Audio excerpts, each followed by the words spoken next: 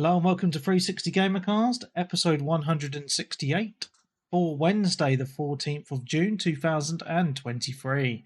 I'm your host, Mark Webb, gamertag Pearson ID, Steam ID, Webby360G, and joining me on this fine evening is... Surprise, Webby's not releasing this podcast in 2024. Nick Fights. And Sensei Switch. Hello. Hello! So apologies, we're a day late. It's been a busy old week with game announcements and shows and stuff like that. So we had to delay it by a day, and I had some personal stuff going on, but it's all good. And and we've just done the Patreon winners, so I'll edit that into the show here. Give it away. So 28 of you in the Wheel of Fortune. So the first two names to come up will get £10 each. And then the third person will get £20. I will email you on the emails you've supplied to me on Patreon to let you know that you've won. And then just reply to me saying what voucher you would like. So, shall we do it, Nick? Yeah, I'm not doing anything. I'm just... Okay. All right, okay. Are you ready? I'm going to click the button for the first entry. And now.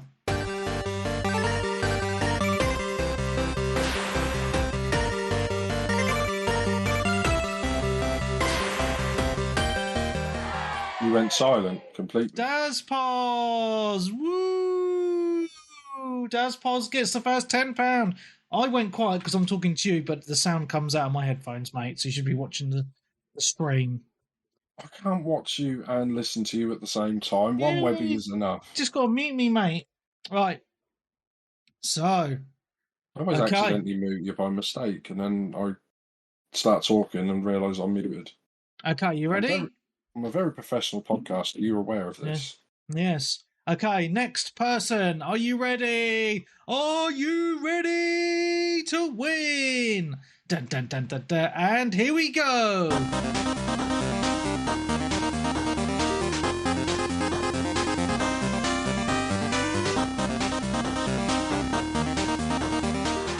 Dodo gets the second £10 prize. Dodo, if you're watching, congratulations. If you're listening, congratulations. If not, congratulations. You will receive an email letting you know that you've won a £10 voucher from the 360G Patreon Club. Okay, last but not least, the big prize for today, £20 voucher of your choice. And 3, 2, 1. And here we go.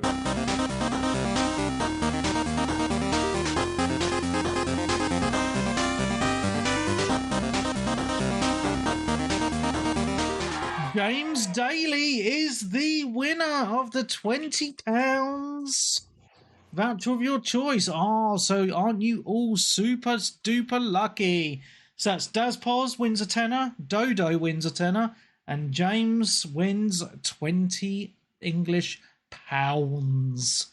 Lucky you guys. Wow. I enjoyed doing that. That was a lot of fun. Super, super fun. So that's all good. Yes, so because there's been a lot of announcements this week, we're not really going to talk about what we've been playing at all because the episode will end up being really long. We are going to talk about a couple of things, though, because there's been a couple of demos released in the past week, which and some good new releases. Yes, so they need talking about. But we've had Summer Game Fest, the Xbox Showcase, Square did a Final Fantasy Showcase, we've had Ubisoft Forward and the Capcom Showcase, which we need to discuss. So there's a lot of stuff to rip through. We're not going to talk about absolutely everything announced at all of these shows because, again, we'll be here all day and we're only going to talk about the stuff that we think is decent. So just to pre-warn you, if you do want to watch any of this stuff, just head on to YouTube and you can see all the videos there. It was very exciting. I'm just going to put it out there now before we get into the episode that I personally think the Xbox Showcase was the best showcase this year. They had the best showing. Difficult. They had the best showing. It wasn't difficult though, was it? But the Summer Games Fest was good, and I think Capcom was. Okay. The Summer Games Fest was a complete and utter waste of an hour and 40 minutes of my life. I don't know, some good stuff there, but we'll get into it in a minute. Yeah, so let's talk about stuff played, and I think we'll skip this week going round in circles because I'm just going to go to I'm going to go straight to the 2 demos that have released, and then you guys can chime in if you've played anything else. Then you can chime in as well. It's cool. So. I don't know if you guys have played this actually. The Lies of P demo. Yes. I played this today. And Same. Oh, nice. I really liked it, man. I thought it was cool. I had to tinker with the brightness settings a fair bit. But then once I'd sorted that out, the game looked way better. Yeah. Like, it was just far too bright, and as you know, if you make things sometimes darker, etc., it adds depth. It just looked kind of washed out and not as decent as like the previous showings of it had been. Oh, okay. I don't know if that's a console thing or. No, I'm not sure, because normally with a game you just have HDR on and it sets all of the colour balance and that properly. It seems fine. But with that, even with the HDR, I had to go in and fondle the brightness and contrast a little bit to get it just right. That's fair. Yeah, I mean, I played on PC, so I don't ever turn the HDR on my PC because it's shit on that platform. I have downloaded it on the Xbox, but not played it on there yet. However, so obviously you played on console, played on PC, so there might be some differences. I was really impressed with the performance first and foremost. It looks quite intensive because it looks gorgeous. But it was running really, really smooth, which I was really happy with, over 120 FPS the whole time. And I went in blind with this. I'm not sure if you did, Darren, with the fact I've not watched any videos on it apart from trailers. So I had no idea what type of game this was. And I was quite taken aback to find out that it's pretty much a Dark Souls / Bloodborne type game. Oh, yeah, absolutely. You didn't get that from the early trailer showings and stuff? No. Oh, all right. I had no clue. So, yeah, so I didn't actually finish the demo.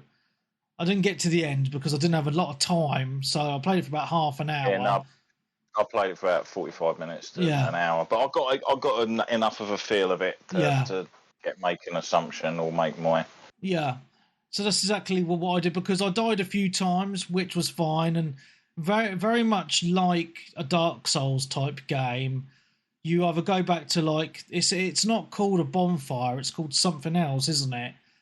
They're kind of things you piece together, aren't they? Yeah, and then it's like an upside down umbrella. Yeah, and it's like exactly like Dark Souls, where when you rest there, all the enemies respawn and you get your health back. So if you die, you go back there and then you have to go through all the enemies again. And then you go and get your souls in inverted commas where you died. See, the one thing I did actually kind of like about that, maybe they added it as a bit of an extra but when you're actually going back for your souls, underneath your souls, it shows you in brackets how many souls you've got to pick up from like where you died. Oh, okay. Nice. I didn't even notice that. That's cool. Yeah. It's just like underneath. So you're like, oh, I've got about 2,500 over there. I'd best go and grab those. Yeah.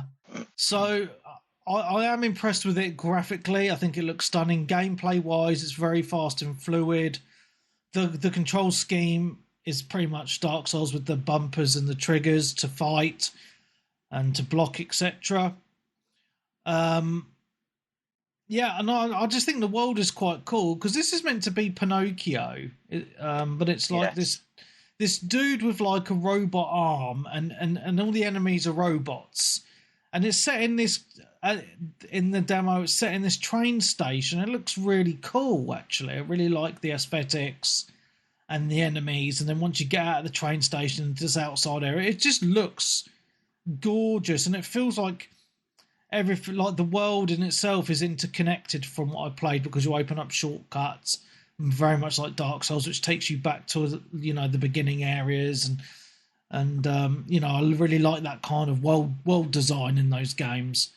So I mean, I can't really say much more on it really. To be honest, apart from I think it's enjoyable. Like the normal enemies aren't too hard, I found, but once you get to like those harder boss type enemies, you've got to really take your time your dodges and blocks. However, you still lose some health when you block, I found as well. So I wouldn't rely on that too much, because I used to, like in Dark Souls, have a shield and rely on it all the time. So you've got to be a bit more cautious with that and do a lot more dodging. But yeah, it's really cool. Anything else you want to say on that, Darren? I'm taking Nick, you've not played this. I have no idea what you're talking about. That's fair enough, mate. Yeah, well, when you get on your Xbox, over download Lies of P demo, and you'll know what we're on about. It's really, really cool. Oh, yeah, the demo. I now started watching on Twitch because you're playing the videos, which is helpful, which is always a nice thing to do. Yeah. But yeah, demo's out for every platform, I think, bar Switch. Yeah. Kind of looks like Bloodborne. Yeah. Yeah, it does. Well, yeah, it's got the steampunky sort of aesthetic. It's got the Automatron stuff, the Bloodborne sort of like Victorian era with it. It ticks a lot of boxes of things that I quite like in a game. Yeah. As far as like environments and all that kind of stuff goes. It took me a little while to get used to it, because at first I approached it like a traditional just Dark Souls clone. Yeah. But there is a little bit more to it. You can't just seemingly dodge like you would in a Dark Souls game, because your character just barely sidesteps and he generally gets hit. Yeah. So it's almost easier just to lock on Dark Souls game. Yeah, to just full on and run away or run round the characters when they're swinging, etc. So the bonfire's called a Stargazer. All right, another Dark Soulsy game. I mean, it's been a while since Elden Ring, isn't it? So yeah, but there's probably been 7 or 8 clones last year as well. I mean, that's okay. I just don't like every basically third-person game like this now is trying to copy Dark Souls. It's just a bit. Oh yeah, I get what you mean. Yeah. It's like, another one. Do you know? I know what you mean. So when we went back a few years ago, every game was trying to copy COD, and everything was a first-person shooter. And then before that, every game was a GTA clone, open-world sandbox. It's just like... I mean, I like those styles of games, but it's... I mean, I don't care what anyone says. Like, if it wasn't just really difficult, it'd be an average game. Well, it looks, I mean, from what I played, it's fun, but... Oh, man, I'm not saying this game. I'm talking about those games in general. Yeah. I mean, I like Bloodborne and some of those games, and Elden Ring, played a little bit of that. So, I understand, I agree, but I just don't know why every game is trying to be like Dark Souls. I'm waiting for the next big thing like that. Yeah. Well, it's the way everything wanted to be a battle royale. Everything exactly. That's what I'm saying. Roguelike. There's just a fad of the moment, isn't it? Yeah. Kind of thing. But yeah, I have sort of hit and miss sort of relationships with those kind of games. Sometimes I quite like them and I'm after them, and then other times I really like the look of a game, and then I find out it's a Dark Souls clone, and I'm like, I think a lot of it you play the game for 2 or 3 hours. And it's really hard, and you hate the game, and you hate yourself. And then it either starts to click, and you start to feel the game, and then you start to enjoy it, or it doesn't, and that's it. Yeah. So I liked the way that you could change a few bits about.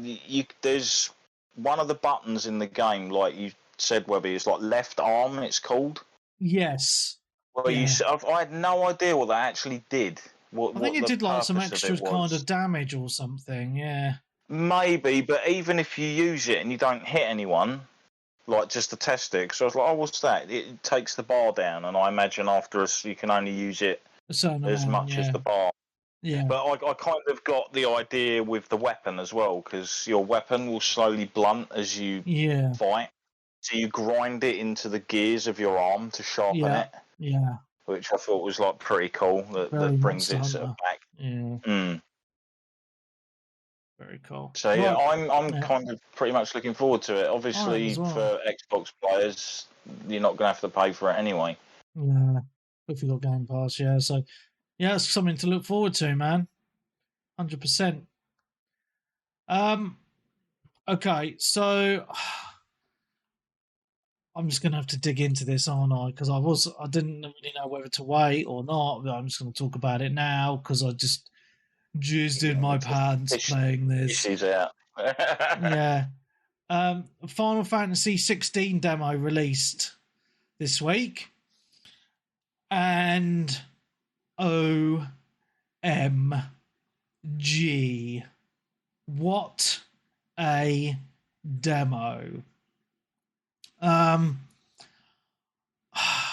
a fan of the Final Fantasy series, I've been looking forward to this. However, I've really kind of been staying away, like the news on it and the trailers and bits and pieces, not really paying a lot of attention to them because I've been wanting to just experience the game. However, the demo launched and they announced with the demo that it's the beginning of the game and your save progress carries over to the full game, which I really love when they do that. So it's kind of like a taster, which is fantastic. It's like a drug dealer giving you a sample, isn't it? Or like a first hits for free. Yeah. I'll see you in a couple of days. Yeah. Do you get anything for playing the demo? Like sometimes you used to get like coins if you played the Resident Evil 7 demo, or was it 50? That was a. I don't know if it was a demo. It was a summon. 15. It was a summon. You get a summon because you got, I think, the cactar thing in 15's whatever demo that was. Yeah. So I was really impressed with the demo. I don't know about you, Darren. I loved it. I mean, I had to put it straight into performance mode because I just thought I don't think it's super optimized because I know it was an early build of the game. And I know I did read that the full game has is a few versions on from this and it's a bit more stable. But I didn't really notice much of an issue with it. The first thing I was actually shocked about was the fact that even on the 60 frames a second performance, it's still running at technically like 4K-ish anyway, because they still class 1440 as 4K.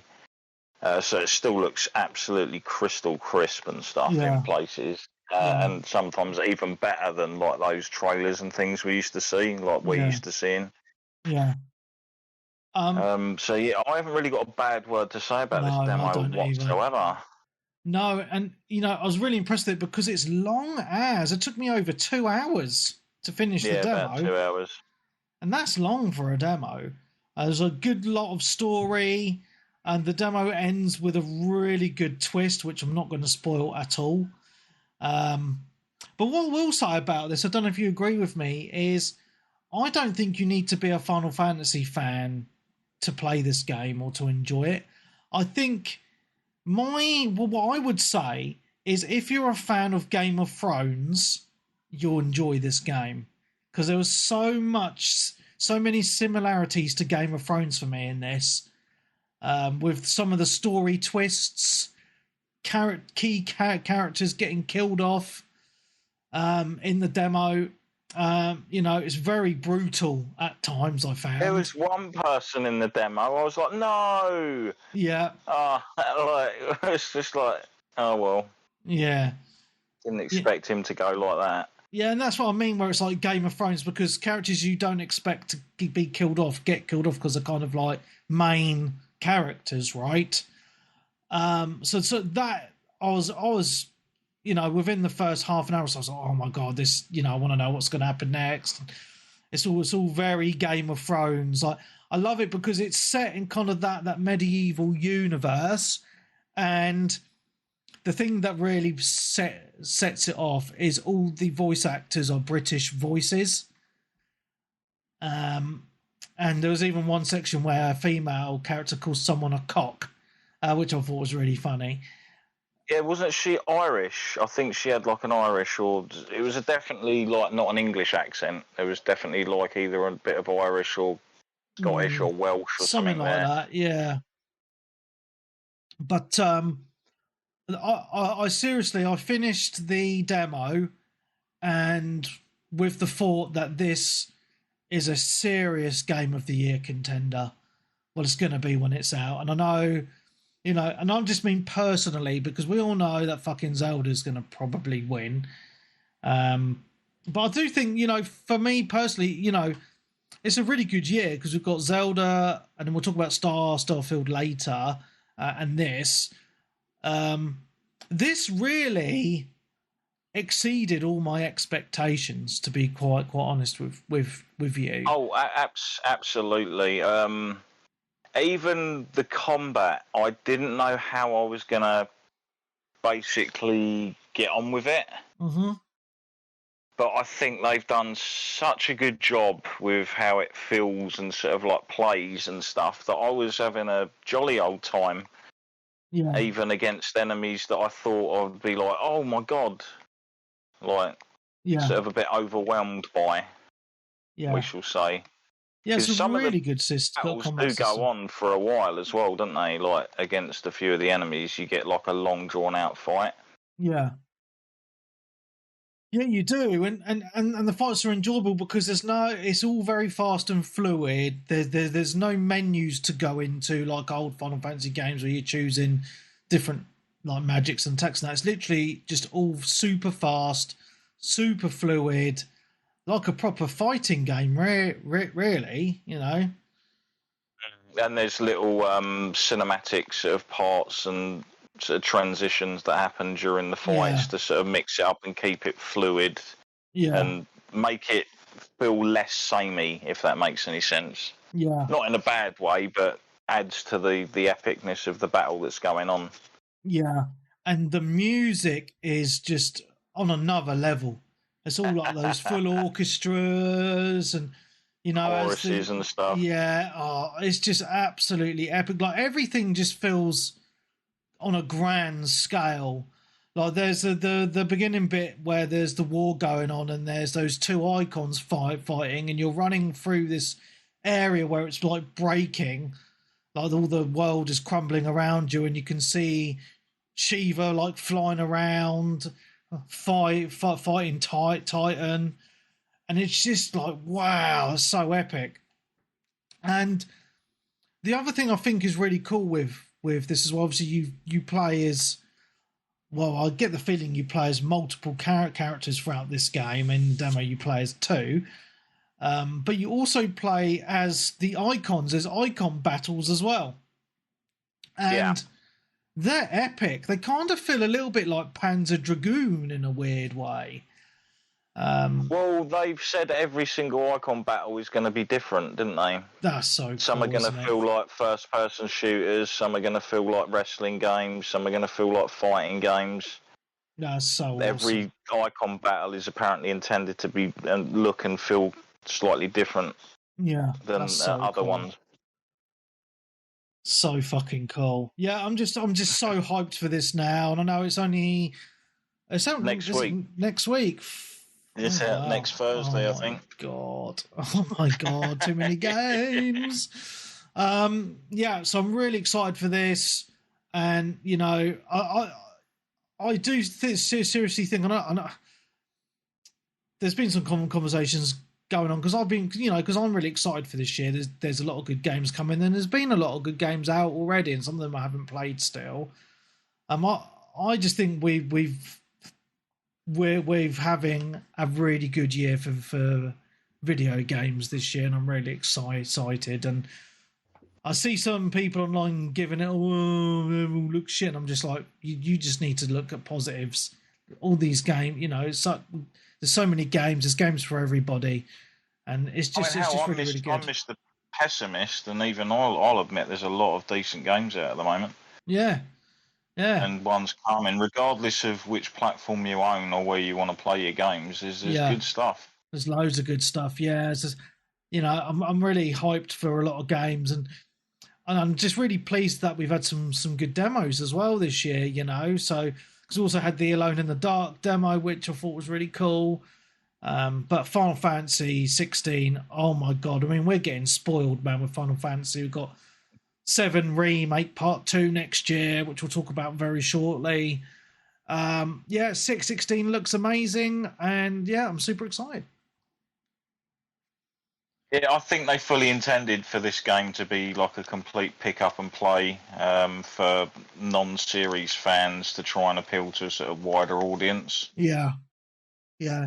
And I would implore people that aren't fans of Final Fantasy just to at least check out the demo. Oh yeah, just definitely give the demo a go. Good. Yeah. I think you'll be pleasantly surprised, even as a non-fan of the series. It's a game not to be missed. I mean, say. Everything in the game is so well done. The areas themselves are even really well detailed. Yes. That it just makes me want to see more areas. I want more story. I want to know more about the characters. Yeah. And more of what's actually sort of like going on. Unfortunately, part of the thing in the demo I got spoiled about a while back. Oh, really? What, the end? Yeah, where I knew about a certain thing that we get revealed at the end of the demo already. Oh, gutted. But also, they've even done a pretty damn good job of having the siblings of certain characters kind of pretty well look like their parents. Yes. Yeah. Definitely, yeah.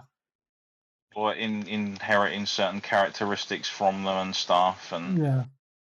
But then as well, I think a lot of the inspiration that obviously Yoshida went for was like what a lot of people take inspiration from, and that's stuff like our old monarchies and stuff. Yes.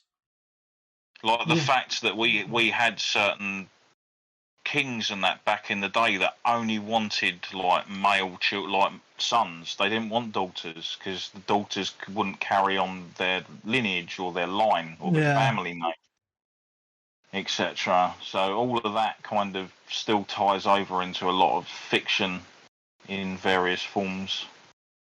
Yeah, and I think that's another reason why I really like it, because it feels very British in a weird way with all the accents and the setting. It just feels like ye old England in a weird way, Ye old England with deserts and stuff. Well, you know what I mean, castles and just the politics and stuff like that. Yeah, fantastic. So I'm super hyped for the game. Check out the demo, everyone. It's amazeballs. I take it you played it on action mode. Yes. Yeah, same. And I didn't have any issues at all. Yeah, it was because I was the old classic of if I have any slight issues or anything, I can always just crack on one of those accessories. Oh yeah, that maybe help out a little bit, but I never ran into an issue at all with it. So it's fantastic. Good.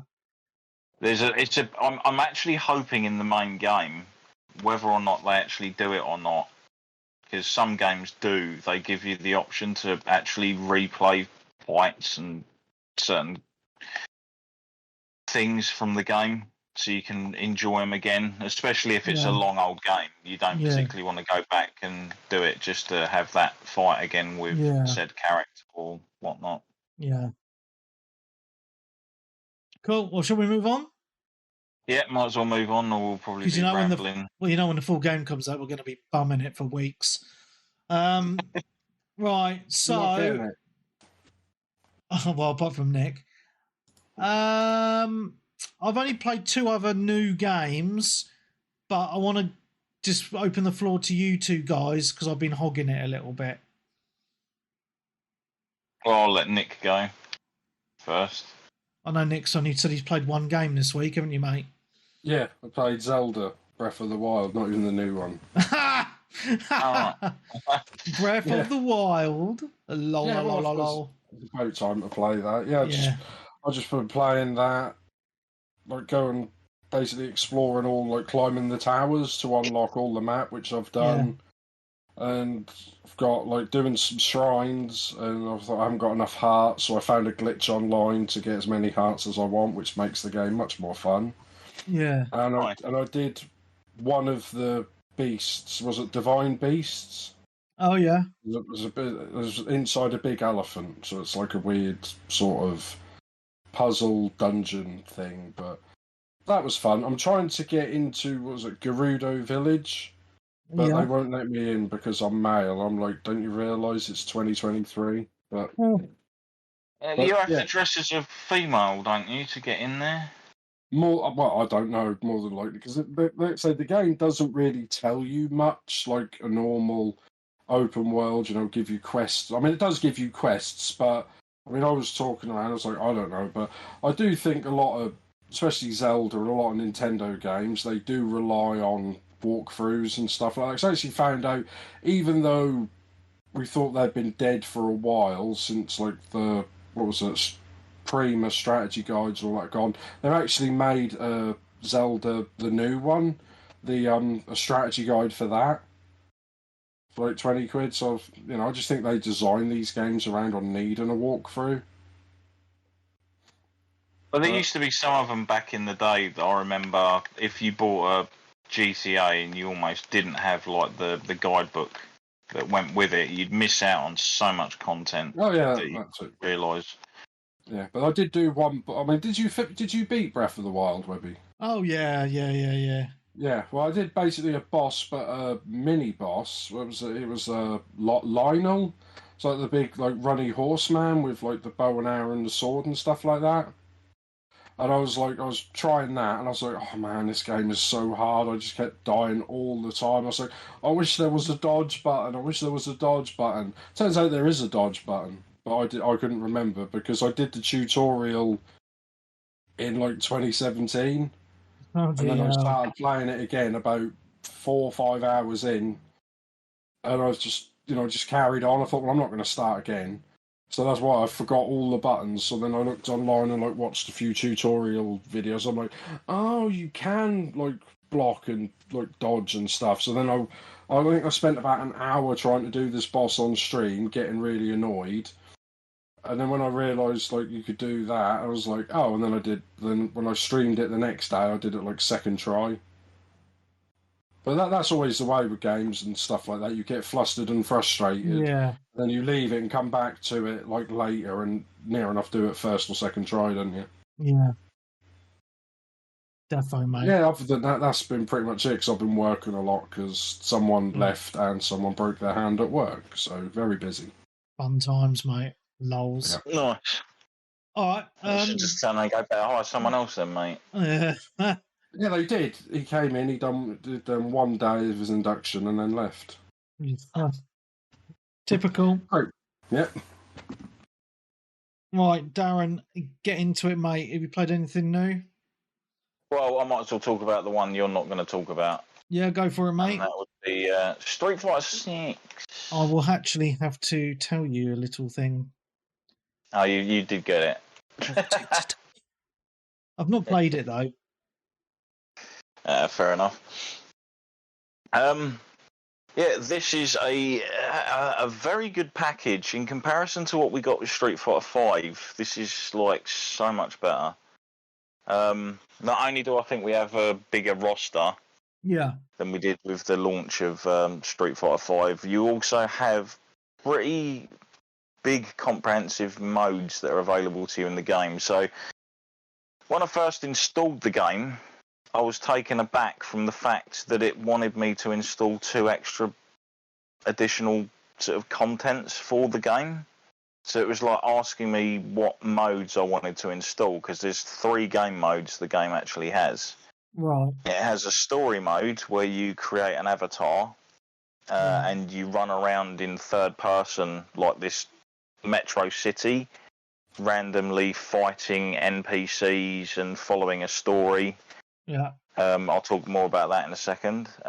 You've got the Battle Hub, which is your online area where you go in there and there's like all the arcade cabinets dotted around. You sit down and other people will sit the other side, and you have versus games. That's cool. Or you can go down into the middle of the hub, and there's like a big area in the middle where you can actually fight other players, but using your avatar rather than the actual characters from the main game.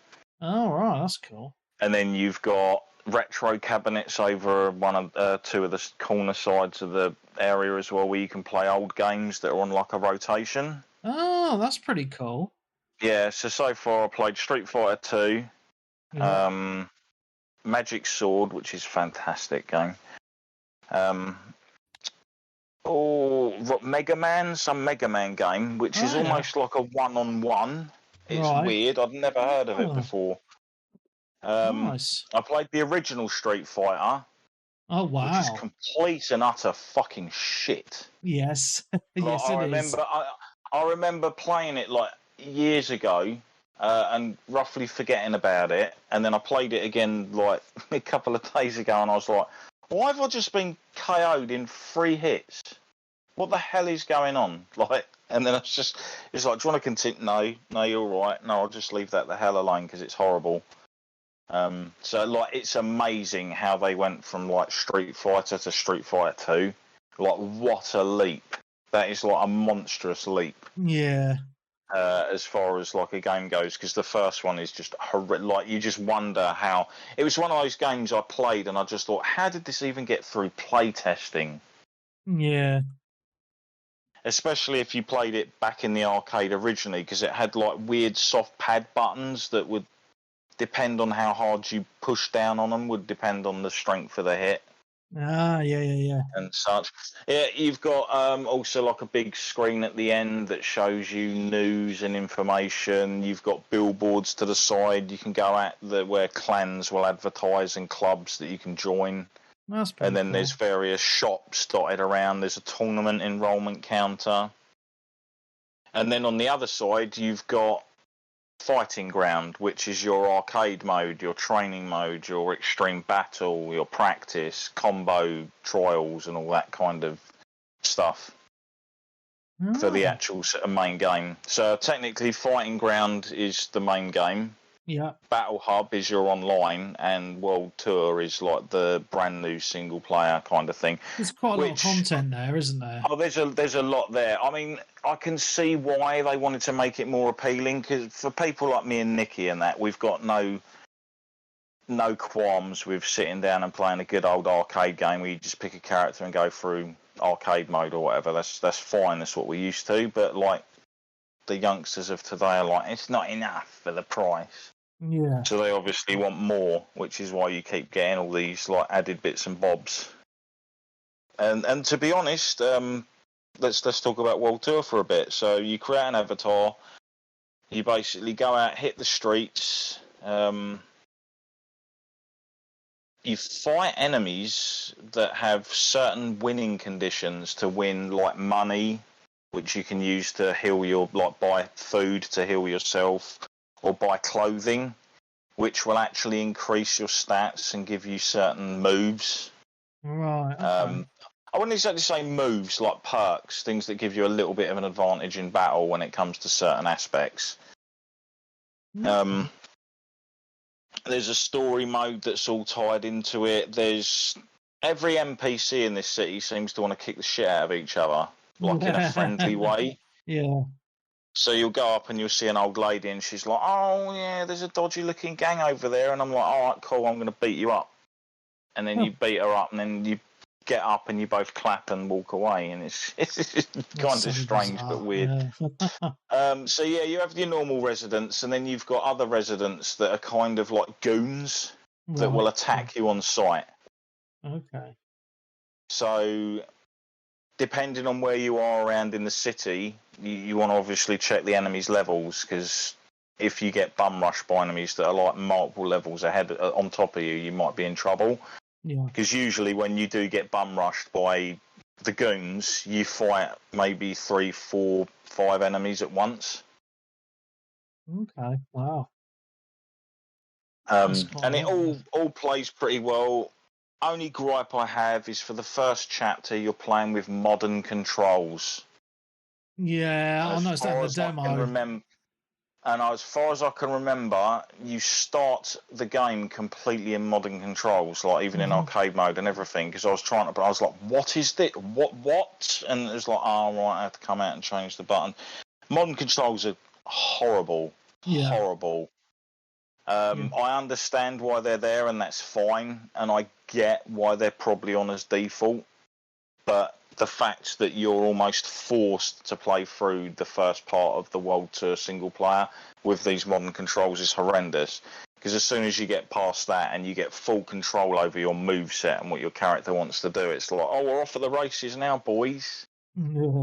So you progress through a storyline, you meet various main characters from the main game, which will then take you on as their student. Right. Kind of a thing, and then you can fight with their fighting styles. Oh, nice. That's pretty cool. Yeah. So, and the more you fight other NPCs with their fighting styles, the more you improve the relationship with that teacher. Right, okay. To the point where they can teach you extra moves and extra things, or like you might unlock weird things like this character is more likely to pose when you take a selfie. Right, okay. With them in the picture and stuff like that. It's also a way of unlocking each of the characters' secondary outfits that are in the game by maxing out their bonds. Right, okay. So you can also pick up items in the game like gifts that you can give to them that will increase their percentage by X amount. So it's the more you hang around and fight under that person, the better the relationship. The only thing that I find kind of bizarre is there's a few of them that obviously come in later in the game. I don't know whether it's the same as all of them, where you're like, I want you to teach me how to fight. And they're like, oh, let's see what you got. And you have to beat them up before they take you on as a student. That makes no sense at all. Yeah. No sense at all. Oh, can you teach me how to fight? Cool. Beat my arse up. And then you kick their ass. And they're like, oh, cool, can you teach me how to fight? Because I don't know how to fight, even though I just beat you. Yeah, that's funny, Doesn't make sense. Yeah. Oh, dear. But yeah, you've also briefly got like a day and night as well. So you can go to explore the city in daytime and explore it at night. If you explore it at night, everyone's a higher level and there's more dangerous people lurking about. Okay. In certain areas of the city. As you progress through the story, you open up more of the city. If you want to travel to the other countries in the game to meet some of the other characters, you have to win or purchase flight tickets for the trip there and back again. Wow. So that sounds complicated and not, but it's not. I had about 15 of them by the time I first went to another country. Because you go up to an NPC, push triangle to look at their win conditions, and it might say do 3 wall jumps in a fight, or do through 3 throws in a fight against this character, and it will show you the rewards you can win off them for that. Yeah. So it's almost like you want to pick the characters to fight that give you clothes or more money or things that are actually going to be useful rather than just bog standard XP. Yeah, that's cool. Other ones might be like, you'll get 300 bonus XP if you beat this character using like Chun-Li's fighting style. Yeah. And things like that. So there's a lot there. Arcade mode's perfectly fine and fun. I mean, the only gripe I generally have with it a little bit is the gripe I have with most sort of fighting games, and like the combo trials, they're just shite. They're awful. Yeah. They just generally always are. Like, you'll have certain things that you'll pull off perfectly fine, and others where you're like, I'm doing exactly as you're telling me, but you're just not doing what's told. And then you just think to yourself, right, if you're actually not gonna do what I'm telling you for say 20, 25 attempts of this before I get sick and switch to something else, what's the chances of me even bothering to attempt that in a fight? 0. Cool. And anything else about Street Fighter, mate? Because I'm just conscious of time because we've got a lot to get through. Yeah, no, they did actually just release a battle pass thing for it the other day. Oh, for fuck's sake! I was looking at these because, like, I mean, which version did you buy? Like the Ultimate Edition or the basic? I just bought the Standard Edition. Right. Because I think the Ultimate Edition just comes with the character pass and stuff, doesn't it? Okay, yeah. But then there's like a character pass that comes with extra stages and a bit of fight money and other bits and bobs as well. So it's kind of weird. But I will say the fight pass or the sort of season pass thing they have, it's only running for about 3 weeks. It's called like Summer Vibes, I think. Oh, right. Is it 3 weeks? It might be longer. I might have got the dates mixed up anyway. But it only costs £4 for the premium version of it, which, in my opinion, is fine. Yeah, £4 is like a pint. Yeah. Well, it's probably less than a pint nowadays. Yeah.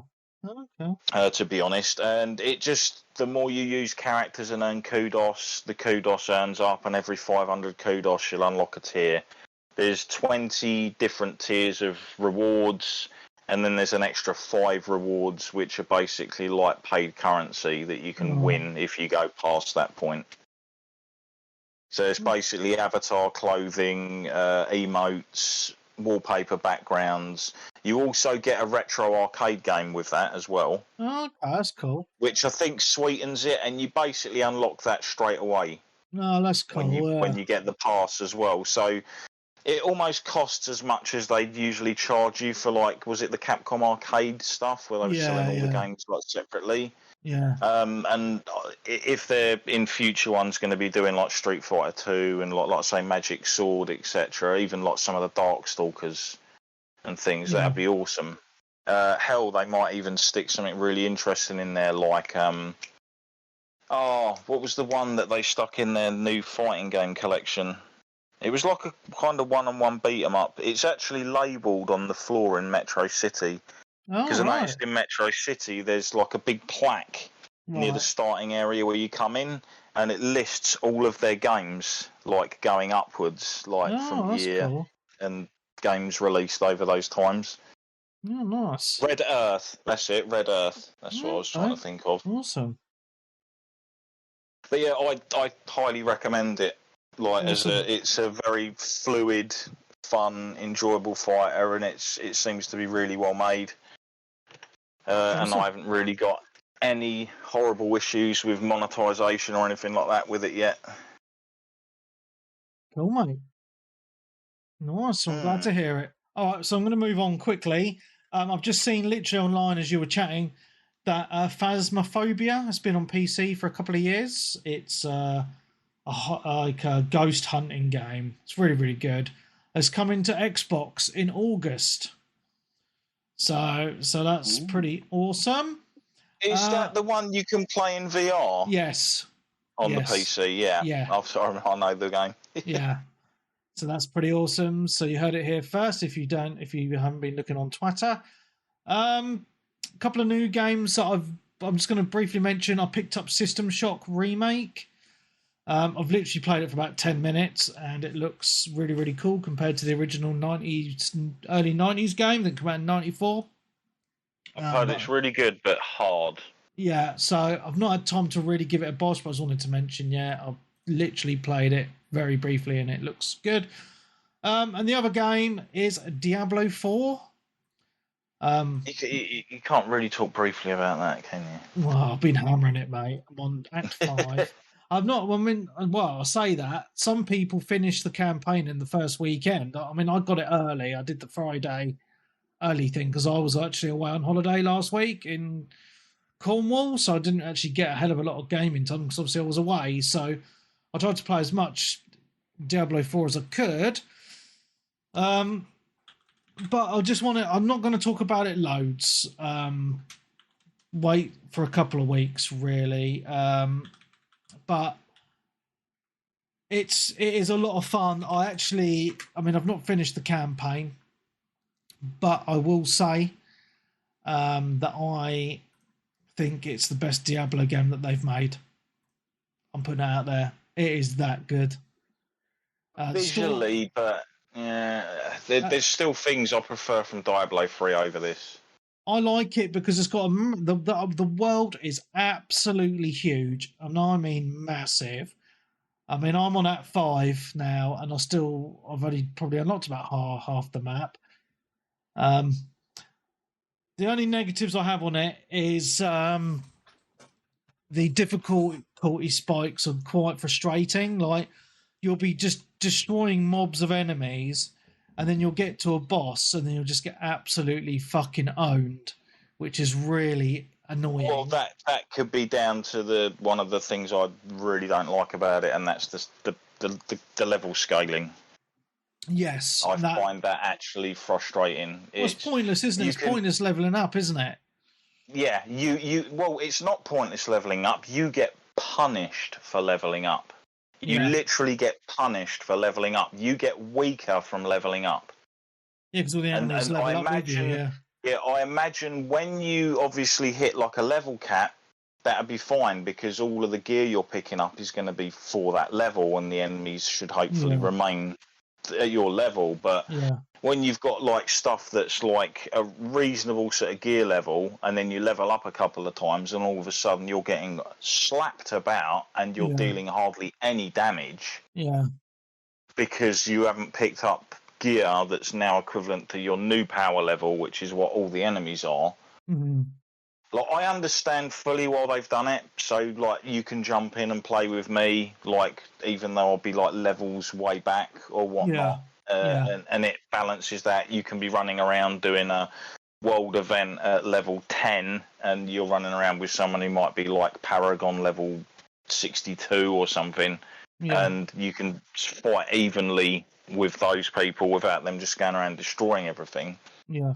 But it is kind of frustrating, like you say, when you get somewhere and all of a sudden you're just getting pwned, and it's like, but I've just leveled up and I've just put some points into a new skill that should be really good, but I feel weaker than I did before I did that.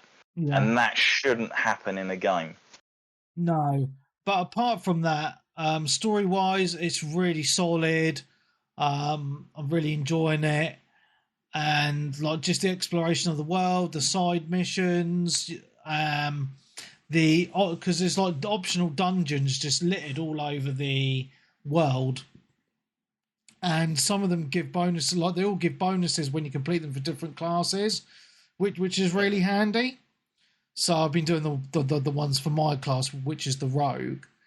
And it's all fully voice acted as well, isn't it? It is. However, I will say that this does feel a little bit like an MMO. Well, it is an MMO technically because it's always online. Yeah, and you see other players running around the world. There's world events going on, which is fine.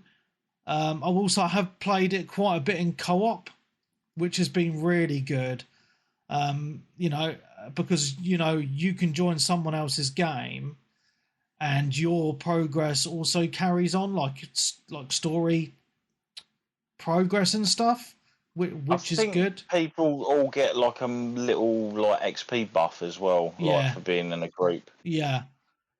So I've played it in co-op. Cross-play works really well. No issues with that.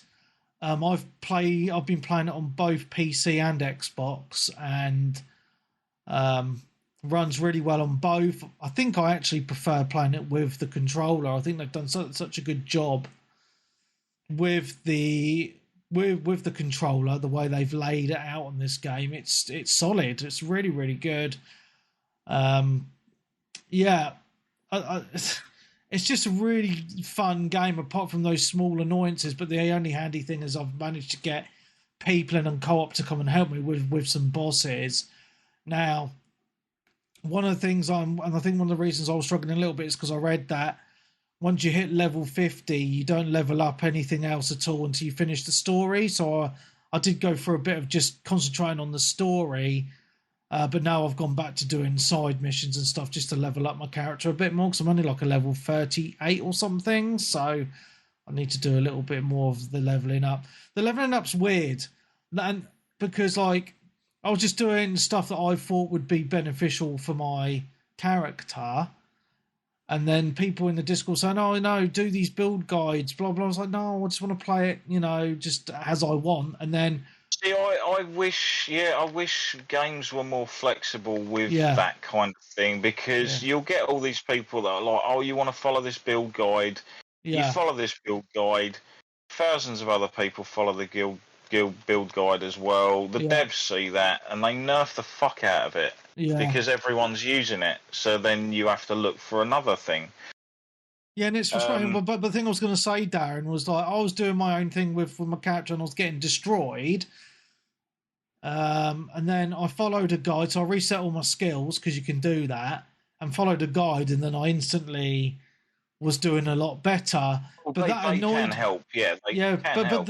but that annoyed me because like the skills and stuff that I put on my character looked really really good, and I But thought the ones they were you wanted to use. yeah. Yeah, so I was just like, oh, it's a little bit disappointing, really, to be honest. But graphically, it looks stunning on all platforms. It runs very, very smooth. As I say, the co-op works well. The world is absolutely huge. I don't know what the end game is like because I'm not there yet. But the character, even the normal game, isn't it?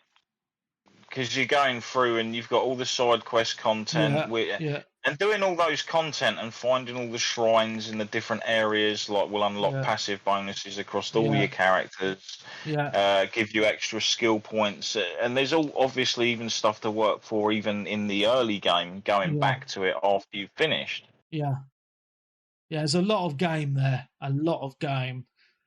And it was a positive launch as well because I didn't really have any issues at all, because a lot of these games get problems with servers fucking up and all sorts of things. But this was pretty smooth by all accounts. I didn't have any issues over that whole launch weekend. Yeah, so I ended up getting the game late. Yeah. I ended up getting the game like on the Thursday. Yeah. Because the company I ordered from, which I'm not ordering from anymore, decided to post the game out like at 5 o'clock on the Monday to try and be there for Tuesday, and shockingly, it didn't happen. Yeah, I think they did apologise though, didn't they? Well, this is the thing. Like, apparently, they were told that they couldn't sell it before that point, or couldn't ship it out before that point. That's a bit silly, but isn't it? Companies that are usually told that contact the customers and let you know that they're not shipping it out until this certain date. Yeah. To let you know if you want to order it from someone else. Yeah. But they never did that, so I'm just never ordering from that company again.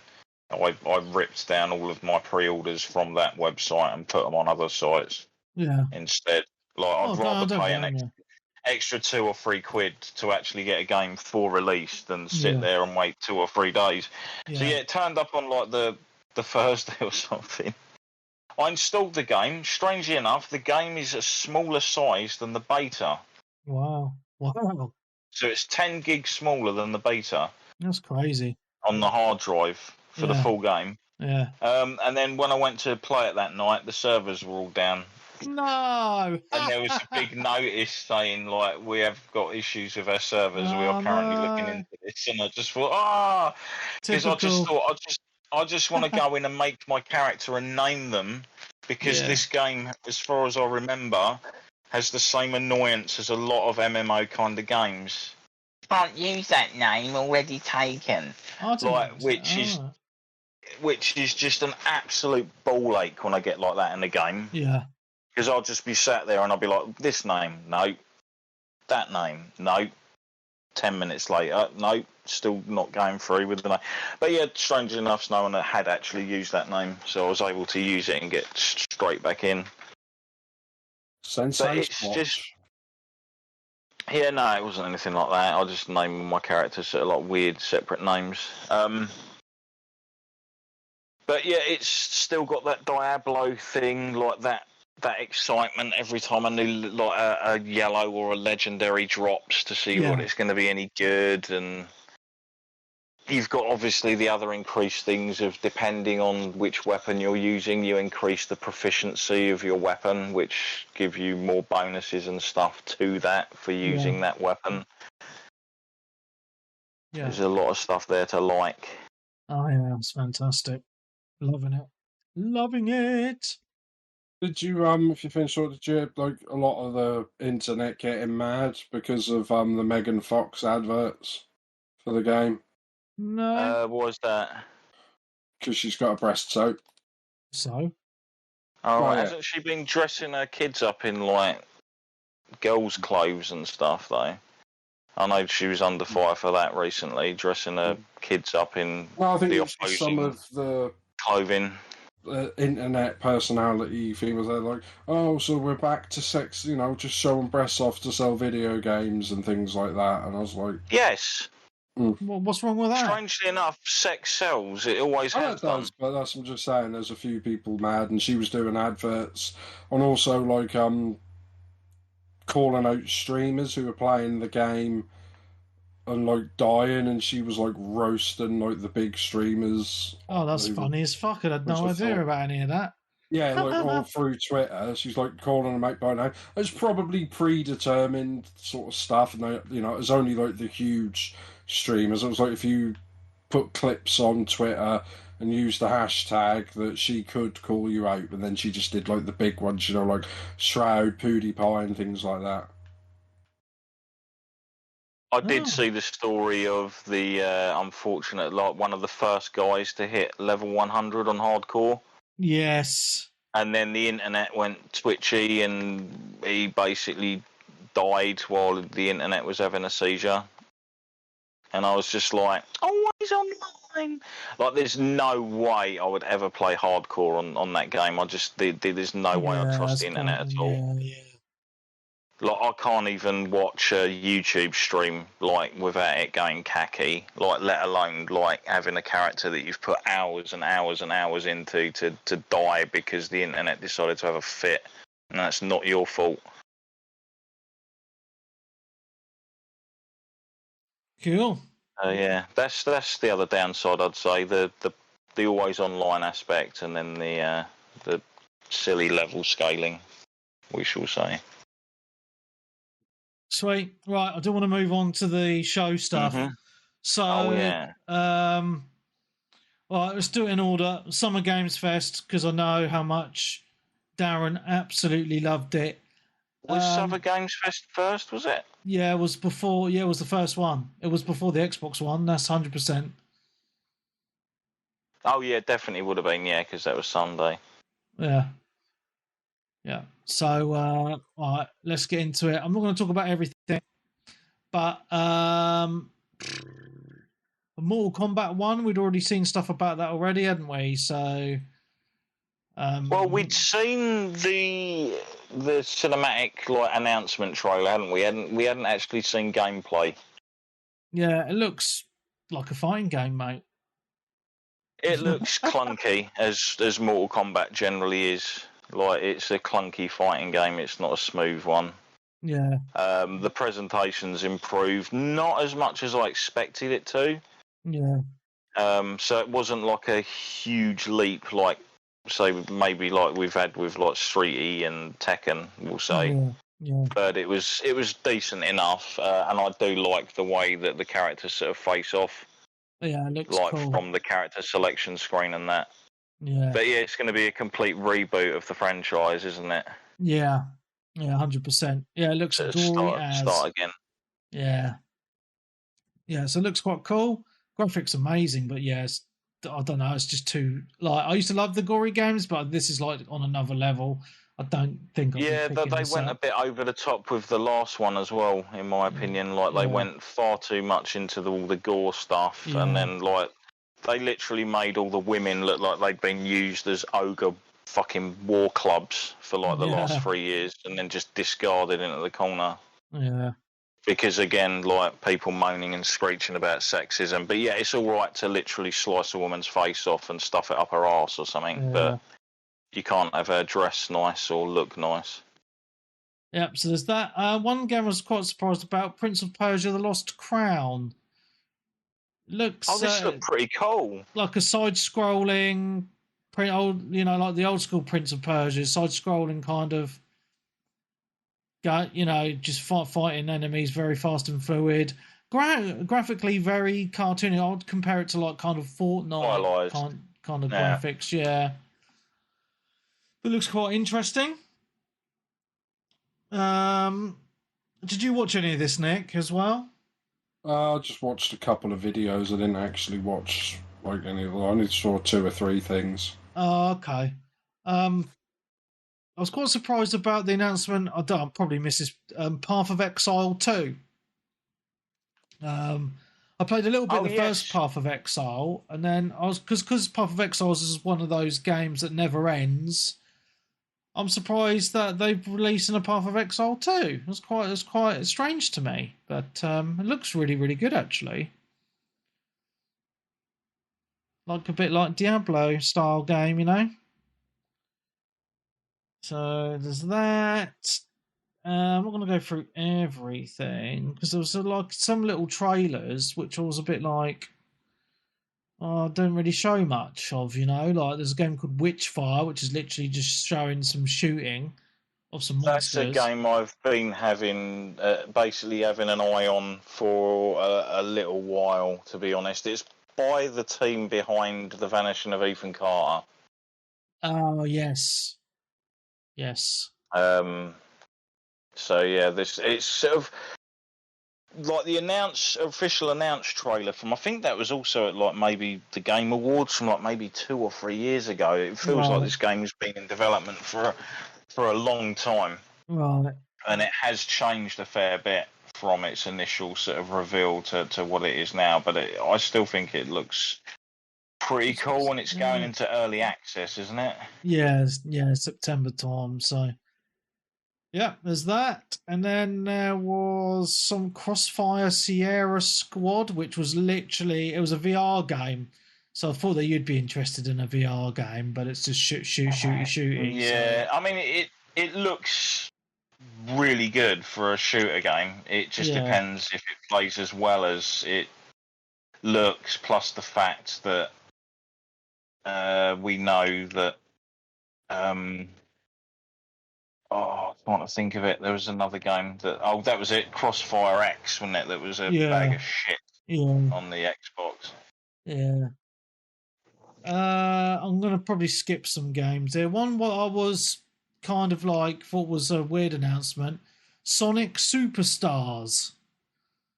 It's like the old Sonic, but then they've updated the graphics and then changed the levels a little bit, and you play as loads of different characters. So it just looks, I don't know, it looks fun, but yeah, I'm not really sure on the art style. But certainly one to keep an eye on, to be honest.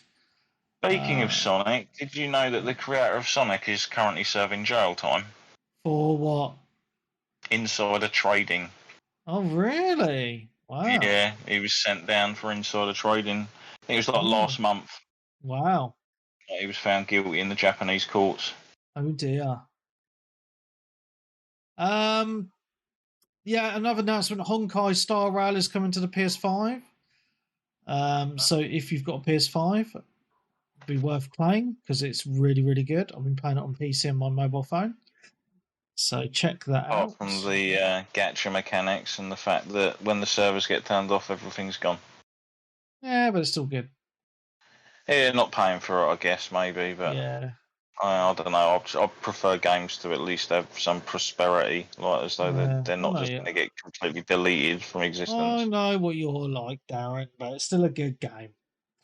A game that I'd never heard of before this, I think it might have been a world premiere, as they say, Throne and Liberty. No, it's not a world premiere. No, it's a PC MMO that's been coming for a long time. Oh, right. It looks quite interesting, actually, kind of a medieval type fantasy game that I thought was quite intriguing by the trailer, but again, there's no gameplay, so... Yeah, if you watch that trailer, like if you watch any of the trailers for the game and then watch people playing it on the first day of early access, right, I've never seen such a contrast between trailer and gameplay. It was just like, oh dear, it was kind of a bit of a laughing stock. Hopefully they can turn it around and actually sort it out, because parts of it look pretty decent, but then like people have said, other aspects of it, like the combat, need a lot of work. Yeah, it's basically just tab targeting. Click into a target, wait for them to die. Click to the next target, wait for them to die. While they just stand there in motionless, just hitting each other until one of them falls over, kind of thing. Yeah. Almost like what it used to be like back in the. Yeah. Well, and then they showed off a little bit more of Alan Wake 2. Some more gameplay, playing as the FBI agent, which I thought looked really, really cool. So those look really good. I'm just a shame I won't be picking it up. No. I'll tell you how good it is, mate. Don't worry. I can always just watch stuff on YouTube anyway, people playing it and whatnot. Yeah. Or wait for it to be free. Yeah. Warhammer 40k Space Marine 2. I'm excited for this because I love the first Space Marine game. So yeah, I know a lot of people that are really looking forward to this. Yeah, it looks. And you can really tell how well they learnt like the mob density and things from World War Z. Yeah. To put into this, same developers, Saber Interactive. Yep. But yeah, I'm really looking. It's 3-player co-op, isn't it? Yeah. I believe, yeah. Yes, it is 3-player. So, I'm probably going to skip that one. Right, there was a game that I just was not. I just thought, like initially, I thought it looks all right, and then I was just like, yeah. John Carpenter's Toxic Commando. You watch this trailer, it's like. I'm sure I've seen it. I think it looked okay because I think I sat in with Stunty. I sat and watched this event with Stunty. I think in chat. Yeah, on the then we was talking about was it Jericho on the 360? Do you remember that? Yeah. I like Jericho. Yeah. Yeah, Clive Barker's Jericho. It just kind of reminded us of that. Yeah. Baldur's Gate 3 is coming out August the 31st. Finally. So there's that. Showed off some Spider-Man 2 stuff, but we already know about that. Spider-Man 2. There was a ton of stuff at this event that we already know about well in advance or days before. And I because as soon as it started, I sort of said to Stunty, like, oh, they've brought the audience back. This is great. Imagine being in the audience. Yeah. That'd be awesome. And then as soon as it finished, I was like, fucking, I'm glad I wasn't in the audience because I'll be ringing the Simpsons right about now. Fucking hell. There's a new Lord of the Rings game coming out called Return to Moria that I just think looks a bit shit, but give it a. I don't think it's a AAA, but then again, I didn't think Gollum was a proper release game, and that actually came out physically and everything, didn't it? Yeah. So you can release Lord of the Rings Gollum and physical copies, but you refuse to release Alan Wake 2 as a physical. All right, yeah. Yeah. Oh, I get you. So then they showed off Final Fantasy VII Ever Crisis, which is a mobile phone game, and it's basically Crisis Core and Final Fantasy VII. I mean, art style looks quite good, but it's like, how many times do I want to play through Final Fantasy VII? You know, I'm the biggest Final Fantasy fan in the world, but even I'm just like, come on, guys. You know what I mean?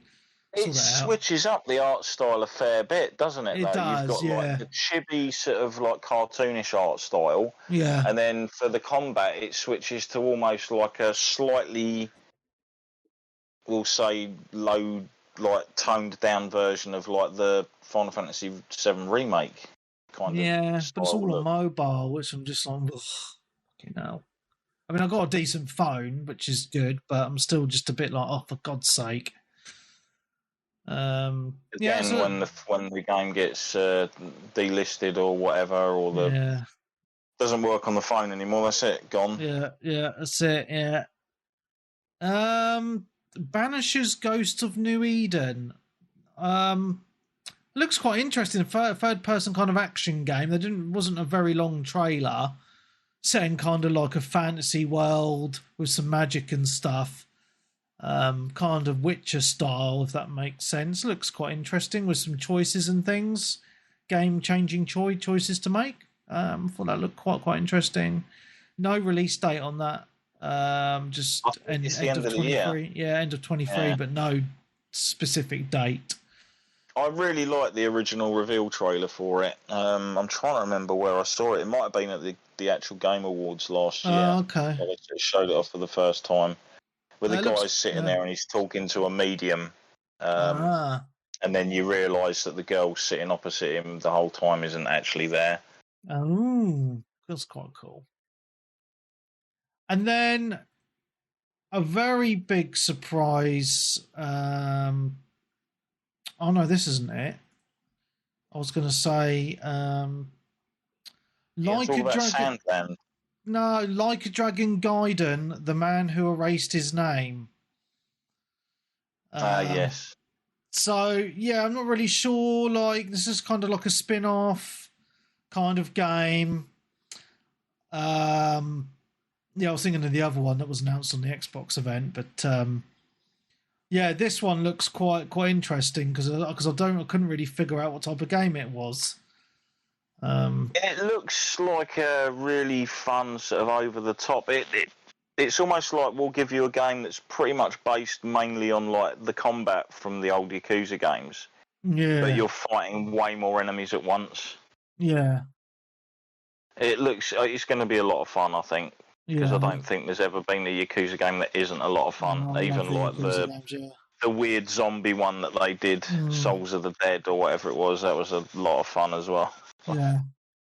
Another game I thought would look quite interesting is called Under the Waves. So basically it's all set under the sea and you can explore just in your wetsuit or in vehicles and stuff. Not really.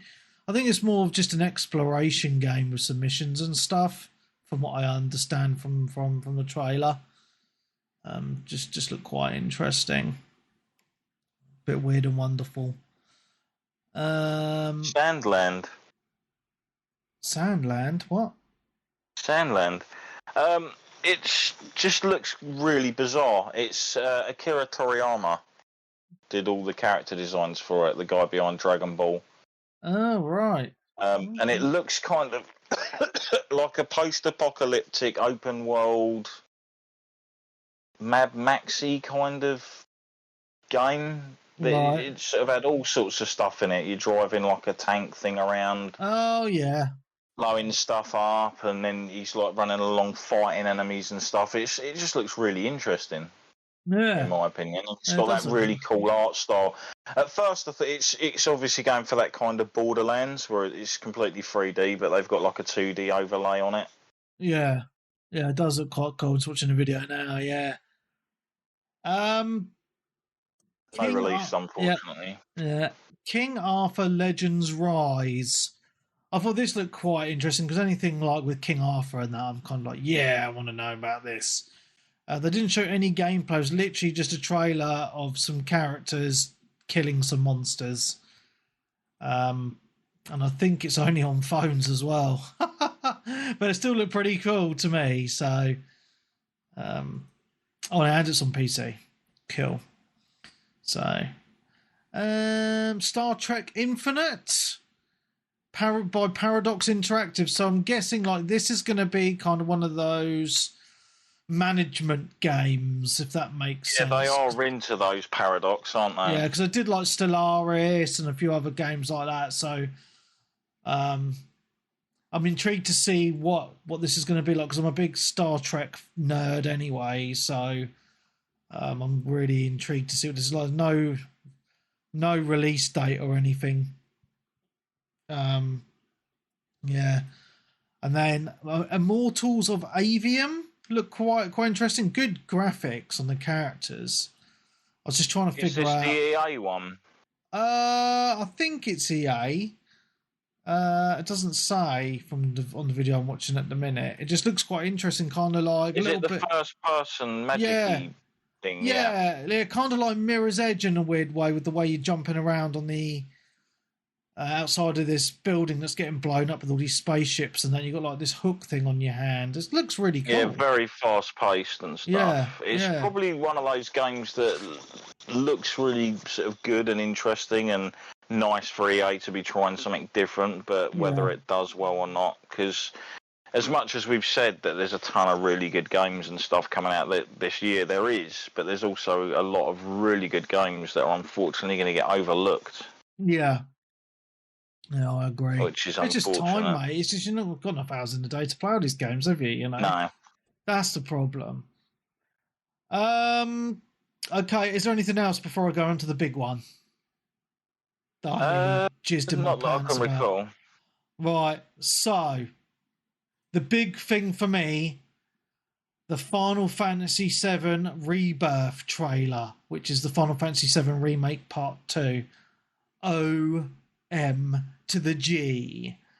I loved this because it was a pretty long video.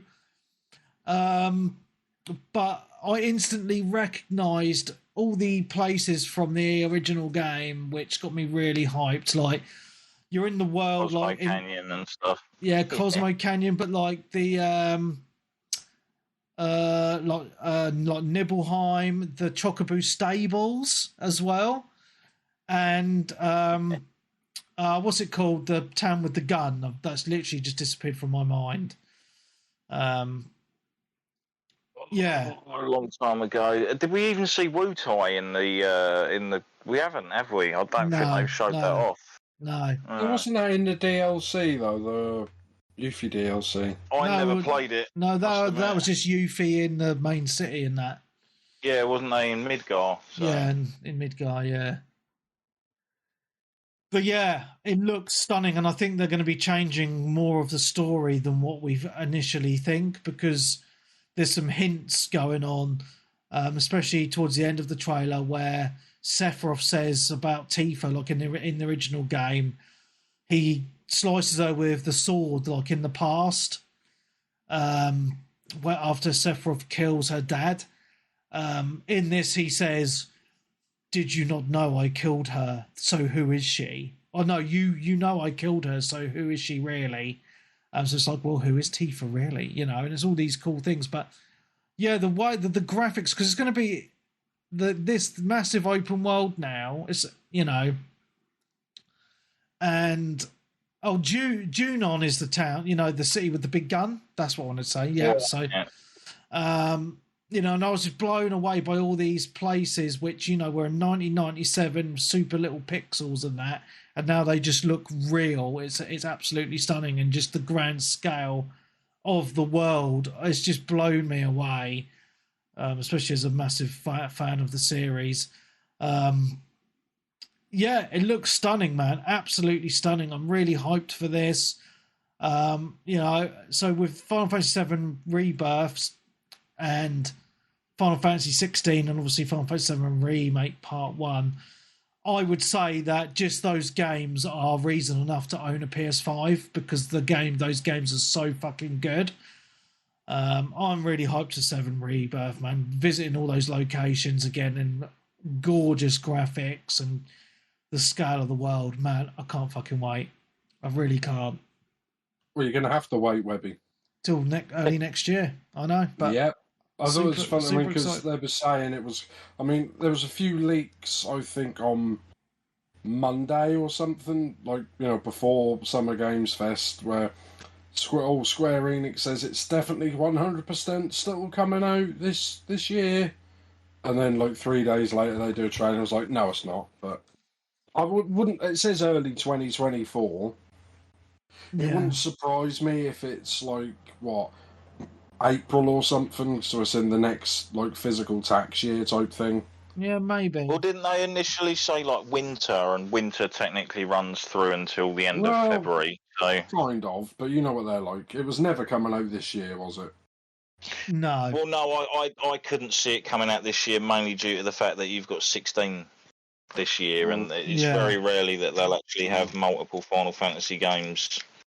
Yeah, I mean, I'm pretty sure it said like 2023 last, because it's been almost a whole year since the last trailer. Yeah.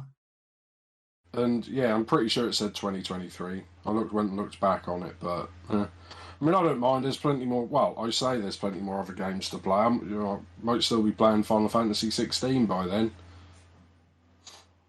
And there's a few people upset because apparently the trailer like spoil some of the first game as well. Well, if you haven't fucking played it yet, you're not a fan, Yeah, so I don't mean, give a shit. why would? Yeah, I'm not that fussed. I mean, if you're Yeah, watching a trailer for the second game and you haven't played the first one, yeah, then it's kind of your own fault, isn't it? yeah. Well, how can Definitely. you not spoil parts from the original for a sequel trailer? Yeah. It doesn't make sense. Like, Of course, you're he's going to still be getting alive. He's spoiled. still alive. Yeah. Fucking I don't know. noobs. But Yeah. yeah, the amazing thing was I was expecting to wake up the next day and have like Twitter in a complete explosion fest about obviously the rebirth, actually getting footage rather than just Sephiroth and Cloud walking towards the town, which they Yeah. initially showed off with the announcement. Yeah. Expecting all these things, but no, there was like another game that had like 109,000 tweets about it that I woke up to the following morning, and it is a game that wasn't even at any of the shows that were shown that night. Oh. What was that in? It was a trailer. It was the trailer that was leaked from the Xbox event. Oh, I don't know which trailer leaked, mate. To be fair, was it Starfield by any chance? It's Persona. Persona 3. Oh, right. Persona Okay. 3 remaster, make whatever it's called. Oh, right. Re-something. But apparently, the new thing on that, apart from the fact the game looks really nice, like transferred into the sort of like the modern sort of style Persona game engines, Yeah. is the fact that it's not FES, FES, which is apparently like the best Persona 3 game. Right. So it's literally just a remake of the original and not the FES or FES version. So there was people having a moan about that. Oh, people will moan about anything, mate. What about it? It's fine. I mean, I'm perfectly fine with whatever it is, but yeah, I was kind of shocked that, like, holy crap, there's so many Persona fans out there, like, especially on the Twitter space. That's pretty awesome. Right, shall we move on to the best show of the week then, Xbox event? Oh yeah, go for it. Yeah. All right. Okay. It's going to take me a little bit to remember everything. I'm just trying to load up a website which had everything. Well, we know what started it off anyway. I don't have the stuff in order. Oh, yes, I kind of do. Fable, yeah? Yeah, Fable started it off. Yeah. I was really surprised, actually. I was. Well, it was in development hell, and from what I heard and leaks and stuff, a lot of people who were working on it like got fired and reshuffled around, and they basically completely restarted the whole development of the game. Near enough. Right. Wow. Yeah, because I mean, this was announced before, or at the thing where Series X was announced, wasn't it? This was announced before, and everyone was like, "Oh, Fable's going to be a launch title. Fable's going to be a launch title." But the car people, Playground are working on Fable. That's weird. And then we were all waiting for the new Fable, And they were like, "Oh, another motorsport." So they were sort of shifted over to do that whilst they restarted it. But I mean, did you play the old Fables, Webby? I played them all, mate. Yeah, I really enjoyed them. Yeah. But yeah, I mean, I don't know because it's a reboot, I assume, because it's completely different. But I don't know. The trailer looks good. The graphics are nice. It's got that comedian guy that I can't say is Richard Adiardi or something. He's funny, isn't he? Yeah. His name. Yeah, well, he's doing that advert with the MasterCards and he's walking around scanning everything. But yeah, he's in it and he's like a big giant, which it turns out, and it looks cool. But I just don't know, without seeing the gameplay, what have they done? Yeah. I mean, I was getting from the tiny few seconds of gameplay where she was fighting the giant dude, I was getting a lot of Little Nightmares. Yeah. You're running around trying to avoid him, and you're like a borrower type person, and really small, and everyone else is giants and things like that. But I don't know if that's just that level, if you see what I mean. Like, I imagine it would be just a section of it, or whatnot. It might even be the fact that they've gone back to, whatever that, gone back to redo it again. I just wonder if that's gone all indie woke and all that sort of thing, which we don't, I'll have to see some more of it yet. But we still, like I said, it's not coming out this year, is it? No, definitely No, there was not. no release date for it. No, but I'm assuming maybe the end of next year. I mean, if it's 2025, it took like 6 years for them to make it. I was like, oh, come on. Well, at least they actually had the balls to show off a few games that were like a year or two away, whereas like They Sony were didn't all do a any of year or that. two away, weren't they? Well, there was obviously a lot that Webby will talk about in a minute that actually As gave far as release dates out and from stuff. what I saw, there's only about 3 games coming out on Xbox. You've got Forza, Starfield, and other than like the Sea of Thieves stuff, like DLC and expansion pack, I think that's about it. But then, like I said, you can't win if you show stuff a year or two in advance. People get mad, and if you get like Sony and don't show anything years in advance, people also get mad, don't they? Well, yeah, because we don't really know much coming out for PlayStation, do we? Because I thought their show was fucking awful. Well, what Whereas the is their Xbox big show It wasn't was game awful, brilliant. it was just disappointing. Yeah. What is their Huge big game this disappointing. winter? Now, obviously, Final Fantasy's moved to Well, 16. early We've got 16 Yeah, this but year. but that's summer. I'm talking about what is their big game for Christmas, or what they call Spider-Man Forza. 2, probably. Oh yeah, have they Oh, actually yeah. announced the date for that yet? What, Spider-Man 2? What, Did Sony? they announce the date? Because that was at the PlayStation thing. Yeah, I don't know if they announced September or... Oh, you on about... Spider-Man 2. Oh, yeah, Spider-Man 2's got a release date. I'm sure they said September or something. I'm pretty sure they just said fall. I don't think they said an actual date. So I think that I don't know. Well, maybe that's happened in the last. Actually, yeah, couple of they weeks. might be obviously being away from that Starfield. makes sense if they're not necessarily keeping it away from Starfield, but keeping it away from things like Call of Duty and a few other big hitters. Like not necessarily because it's not going to sell, because it will, because it's Spider-Man and their first game did huge numbers. Yeah, it did. Yeah. I think it's sold more than like God of War and stuff because it's got more of an appeal. But yeah, there's a lot of games obviously out and around then, and it'd be nice if some companies at some point actually thought, you know what, we'll move out of that window, give people a couple of weeks to play that game. Yeah. Cool. Well, I know obviously the Xbox event was good. I know like quite a few of the games are probably multi-platform, but I was quite impressed by how many are coming to Game Pass. Same as the Sony one, yeah. Yeah. On multi-platform as well. Yeah. Most of them on that. But I think Xbox has actually got more exclusives coming the next couple of years than PlayStation, which makes a change. Yeah. Anyway, Avowed coming to Xbox Game Pass in 2024. Yes, I think that's my game of the whole thing. Looks really awesome. cool, doesn't it? Obsidian as well, and Obsidian do make good games. The Fallout New Vegas people, right? Yeah, that's right. All right, do you know what's actually bizarre? So, what are you going to see first? Are you going to see The Outer Worlds 2, or are you going to see Avowed? I would imagine Avowed. But they announced The Outer Worlds 2 first, I believe. Oh, did they? Interesting. Don't know, mate. But yeah, Avowed looks cool. Obsidian looks a little bit like Skyrim, to be honest, which is really, really cool. So that's why I like the look of it. So yeah, I'm sold on it, mate. Thing. Yeah. Everyone is probably bought Skyrim multiple times. Maybe I did look back at that because I streamed this live and we were talking about Elder Scrolls 6. You know they announced that in 2018. Right, yeah. Bloody hell. I know it's just a trailer, but they still announced it. It was like 6 years, and we saw it's at least another 3 away.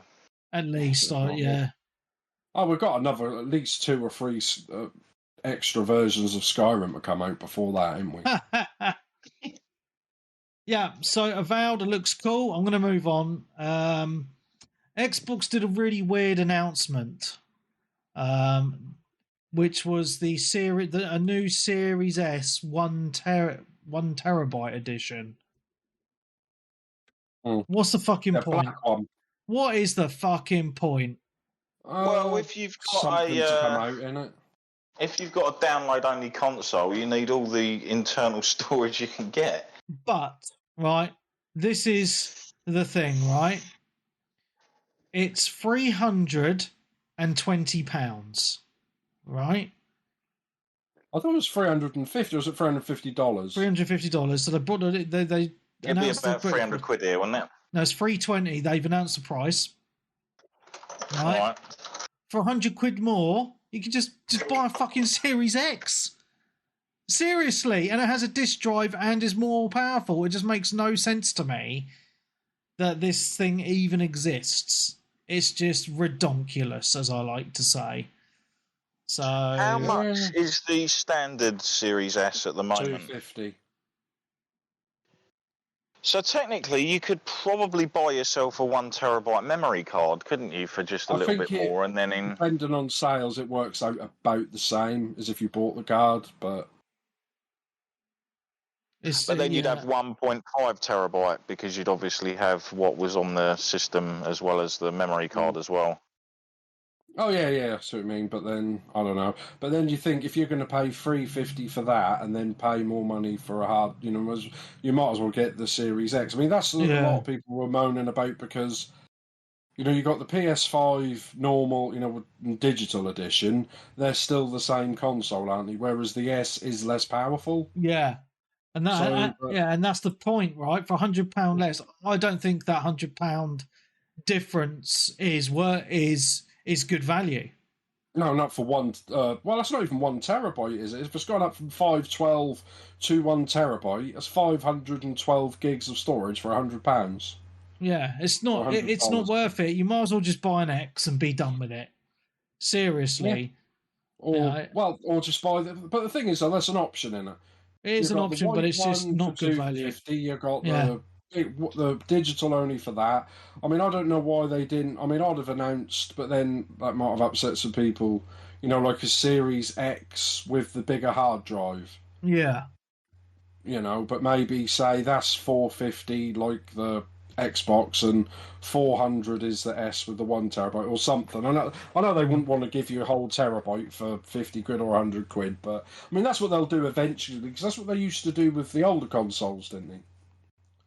But storage is just really expensive for some reason.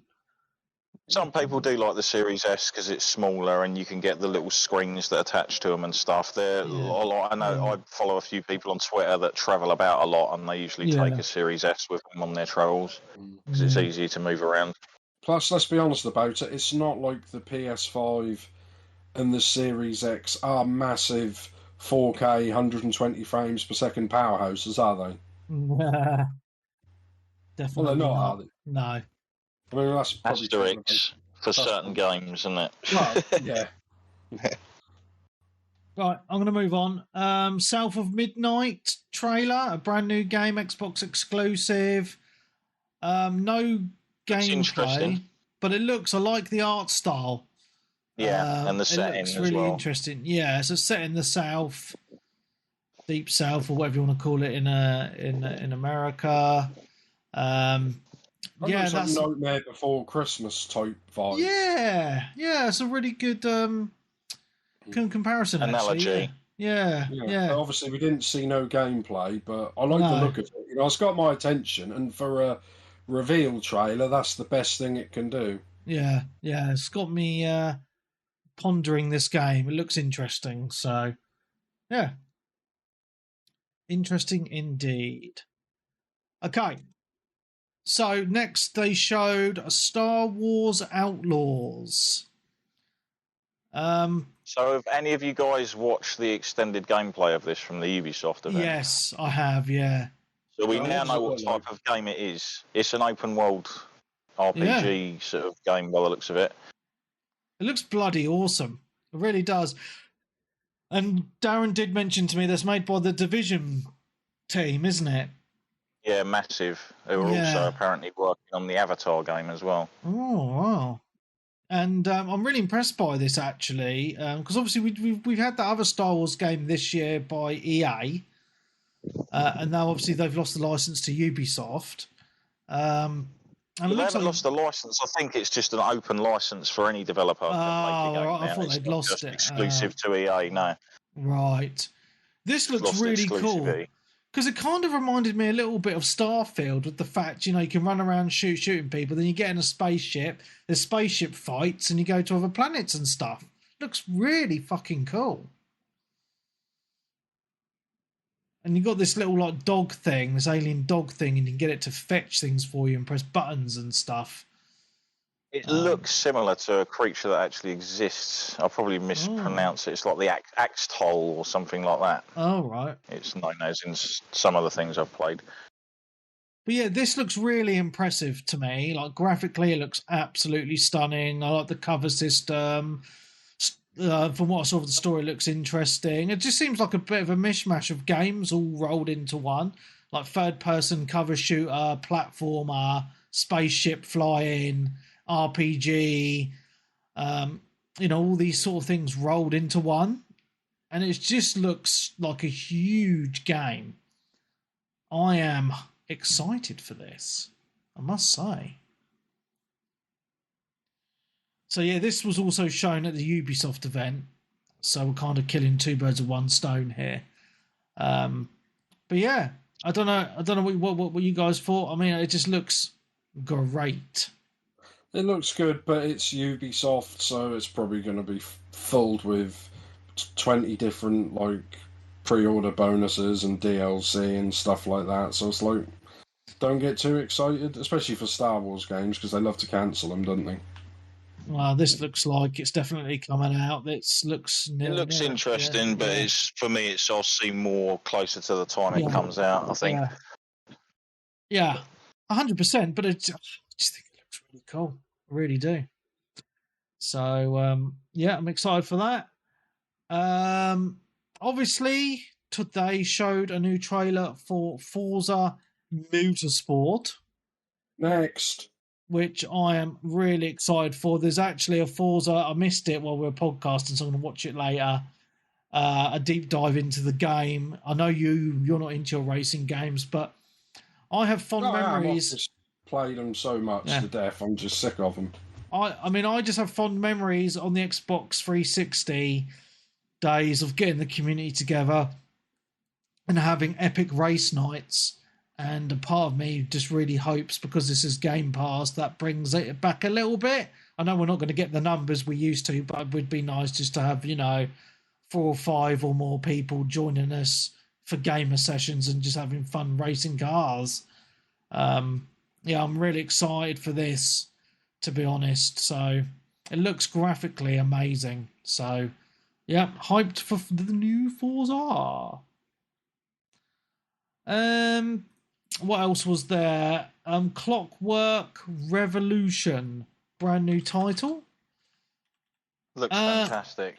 Looks really cool, doesn't it? I think, is this an Xbox exclusive? It's definitely coming to Game Pass on day one. I don't know. It's hard to tell. Yeah. It's made by In Exile Entertainment. And it reminded me the trailer of BioShock. Gave me big BioShock vibes with the art style and kind of the setting, if that makes sense. For a minute, I thought it was the next BioShock for a second. Yeah. It just looks very BioShock. But what's really interesting about this is that, like, you can move time backwards from what it looks like, and the whole kind of world changes. It just seems to be a very interesting gameplay mechanic, to be honest. So it'll be interesting to see it in full when the game comes out. But it looks like it's got an interesting story, colourful cast of characters. I really like those kind of steampunk kind of outfits and guns and just the whole setting. It just looks really, really interesting to me. Yeah. It kind of looks like BioShock Infinite, and BioShock 1 had a baby. Pretty much. It looks very similar, but are they still making a new BioShock game? I'm not sure, actually. There's been rumours for a while that they are working on one. And obviously Ken Levine and his group are working on Judas, which was shown off at the Game Awards last year. There we go. Right, anyway, it looks amazing. See, we've not even mentioned a shit game at this show yet. They've all been fucking good. Another game that I imagine is on all platforms, but was announced at the Xbox event. Metaphor ReFantazio, which is from the makers of the Persona games. And it looks really interesting because I love the Persona games. That's what I can say. I mean, graphically, it looks like it's using like kind of that Persona older engine, if that makes sense. Because it doesn't look... Yeah, they've gone for their similar style, yeah. Yeah, it doesn't look kind of current gen. It looks like a PS4 game, to be honest. But you can tell the Persona vibes from it because like the menus are the same as Persona. And the battle system looks very similar to Persona, etc., etc. So I definitely think this will be a good game. It's just I'm a little bit disappointed with the where they've gone with the actual game graphics. It just looks quite dated. But that's my only kind of negative on the trailer. So, yeah. Okay. Another game that got announced, which I thought looks quite interesting, is a game called 33 Immortals. So basically, it's a 33 player co-op game, and it's kind of like top-down cartoony game. Kind of reminds you of what's that other one that everyone really enjoyed? Bastion, Hades, all yeah, them Hades. Kind of, yeah. Looks like Hades, and it looks like one of those games where once your character dies, they die, if that makes sense, and you make a new one or whatever. Procedurally generated worlds, loads of enemies, but 33 player co-op with all these little dudes running around the screen. It's a pretty different kind of concept, isn't it? So yeah, I just thought that looked quite interesting. Payday 3, I have to say, I was a little bit disappointed with this trailer. I was slightly disappointed with it myself, but then I've spoken to other people like, no, I thought it looked amazing. And it's like, oh, maybe it was the quality of the stream I was watching and stuff, but... Oh, no, mate, it looks like a 360 game. It really, like... And I'm trying not to be a graphics snob. How a 360 game, how I remember what 360 looked like. It's probably worse than that, but it looks really dated. Yeah, but I heard that they're going to push this to be like 60 frames per second on S and 120 on Series X. So I think that's why they're trying to keep the graphics quite like basic. Okay. Also, as the graphics, the detail in the graphics. Yeah, I mean, I don't know. I mean, I've never really been into the Payday games. I think that's purely because I could never find enough people to fucking play co-op with these days. There's a lot of these games, aren't they? They're great if you've got loads of people that play, especially on your time as well, if you see what I mean. Yeah. Like your time. Similar to us, we'll only get a certain amount of hours in the day. Yeah. Due to work and weekends and other family stuff. So we only get, like with you, Webby, like when you do your game in between, say, 7 and 10 o'clock at night, well, most of the Americans are still at work, aren't they? Yeah. They're definitely. Like my daytime gaming has disappeared now. But because this is coming to Game Pass on day one as well, September the 21st, I'm kind of hoping a few more people will play it as well. But we'll see. So they also announced, we talked about the Personas, haven't we? Persona 3 Reload, which is the remake. Another Persona game called Persona 5 Tactica. Looks a bit shit. To be honest, not really my cup of tea. And then they did announce, well, I know we briefly mentioned it, Sea of Thieves Monkey Island crossover. Now, I know you guys don't play Sea of Thieves, but I think that's really cool because, this game has been out for quite a few years now and they're still supporting it. And when they did the DLC for the Pirates of the Caribbean, it was really well done. And so much care had gone into it. And you can see from the trailer for Monkey Island that same care has been done for this, because it's actually the island and it's got Guybrush Threepwood and whatever the skeleton bloke's called, I forget now, but it has all that humour, you know. So, yeah, looks really really cool. So yeah, I'm really hyped for that. Flight Simulator 2024 updates look really really cool. They're adding in actual missions like rescue missions and stuff like that, and it looks cool. Instead of just flying around, you can actually do things, which is awesome. So I'm really excited to play some more of that next year. The missus looking forward to it, because I know she plays a lot of Sea of Thieves, or is she not really a big Monkey Island fan? Oh, so back on Sea of Thieves, yeah, she's super hyped for it, mate. Yeah, really. That's good, as long as they're keeping the people who are playing it happy, because that's what's an ongoing thing, isn't it? Yeah. I think Sea of Thieves get a bit of a rough ride, because it launched a bit bare bones, didn't it? And they've just added to it, and it's just, like I said, but if you've got people to play with, there's just so much content in there. Yeah, definitely. And then another game was announced, which I had no clue was even being in development or anything, is the new Yakuza Like a Dragon game called Like a Dragon Infinite Wealth.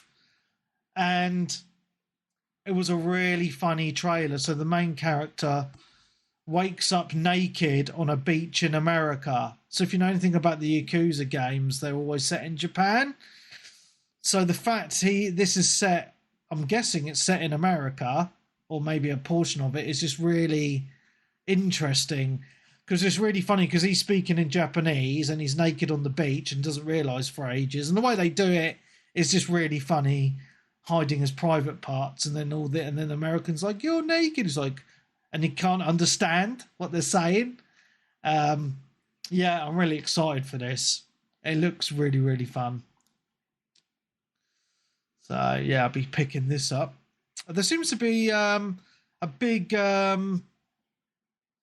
partnership between Xbox and Sega with the Yakuza games the last few years, because I've added all the Yakuza games to Game Pass, and they seem to be doing the trailers for this one, you know, showing this off at an Xbox event, which is quite cool. So yeah, there's a lot of games revealed at this. Fucking hell, my voice is gonna run out soon. Okay, and I'm saving the big one for last because I'm so excited. Hellblade. Yeah, Path of the Goddess was announced, and this is another Capcom game. So I don't like. So Capcom seem to announce a lot of the games at the Xbox event, and then they reiterated it at the Capcom event. This looks like a very strange game. So set in, like, I'm guessing kind of Japan, because it's got the Torii gates, but real like weird fucked up creatures, kind of like a hack and slash type game. You didn't really see a lot of gameplay, to be honest. I think they showed some gameplay of that at the Capcom thingy. Oh yeah, I imagine so. But yeah, it looks quite interesting, but I don't know. I remember seeing that and thinking, that's not Dino Crisis. That's not Onimusha. Done. Yeah, so that looks quite interesting as well. And then there was a new game called Towerborn, which I thought looked really cool. So this is from the creators of the Banner Saga games, which I don't know if you've played, but they're really well done. So this is like a side-scrolling kind of hack and slash game. I'm not sure if it's got co-op or not, but there's other characters on the screen in the little bit of gameplay we saw. But it's basically the whole world is full of monsters, so everyone's retreated to this tower, and then I'm guessing you've got to go out and rid the world of these monsters. Oh, it is co-op, yes. I'm just watching the trailer again. It looks like 4-player co-op, because there's 4 players running around kicking ass. Kind of reminded me of that Sega Saturn side-scrolling game that everyone likes, Guardian Heroes. Yeah. So yeah, that looks quite cool, I think, guys. I think after I've done the Xbox event, I think if any of you have got notes on the other events, you can read them out because my voice is really struggling. No worries. So, there's a game called Still Wakes. Did you watch the trailer for this? It looks like it's called Still Wakes the Deep. Sorry, Still Wakes the Deep. It looks like a kind of a horror type game. Just one on the oil rig. Yeah. By the team behind, like we said, it's the Chinese room, isn't it? Yes, yeah. That should be good. Like most of their games have been good that I've played. Yeah, graphics look really good, and it looks just lonely and freaky and scary. That's coming to Game Pass as well. So another one for Game Pass. I'm going to skip some stuff, guys, unless you really want to talk about it. One game I'm looking forward to playing that's coming out this year as well is Cities Skylines 2. I played an awful lot of the original City Skylines. Really enjoyed it. And this looks like they've just taken it to another level with the graphical fidelity and just the amount of stuff that you can build and do. I love these type of games, man. It's just they're quite chill. You build your roads and your houses and your skyscrapers and bridges and all sorts of things, and weather events happen and destroys things, and it just looks fun. So really looking forward to that. And then the only other thing that I want to mention, unless you guys want to mention anything else from Xbox, is Starfield. What about the Cyberpunk when Keanu Reeves is back? Yeah, it's a Cyberpunk so DLC. An expansion in that, basically. DLC thing. Yeah, he's Phantom back in Liberty, it, which is nice, I suppose. I didn't really show much, just a little bit of it, didn't he? Like the main character from the first one is back, and something's happened, and Keanu Reeves is going to run around shooting people. Or is that John Wick? It might be John Wick. Yeah. But the Hellblade, obviously, Webby, because that's that's got another new weird trailer that still didn't show really any gameplay again. And like I said, and everyone was like, that has to be out this year, and I was like, nope, 2024. I think 2024 is going to be huge for Xbox, the amount of games they've got. Yeah. But it's just annoying that that's going to be into the fourth year of the console when they're going to have all these games that they bought all these developers for to make. Well, it just takes time, mate. I mean, I'm struggling. I mean, at the moment, I'm struggling with the amount of games there is now, so I'm not really. I know, but you've got everything like me. Yeah, I know. You've got PC, Xbox, Nintendo, PlayStation. If you only had Xbox. Yeah, there's still plenty of cross-platform games, mate. So, that as well. Yeah. I'm just, there's never a lack of games in Game Pass. Fuck me, there's new games nearly every day, it feels like, which are pretty decent, so.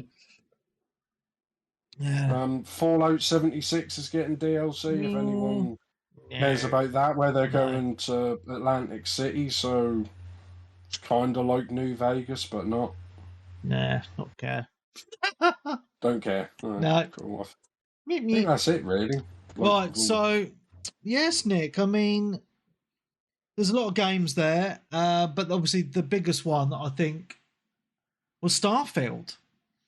And the weird thing for me, right, and I don't know if you guys are the same or what, I was keeping my expectations low for Starfield, not really paying it a lot of attention, just because I know what Xbox games have been releasing like the last few years, broken and just shitty.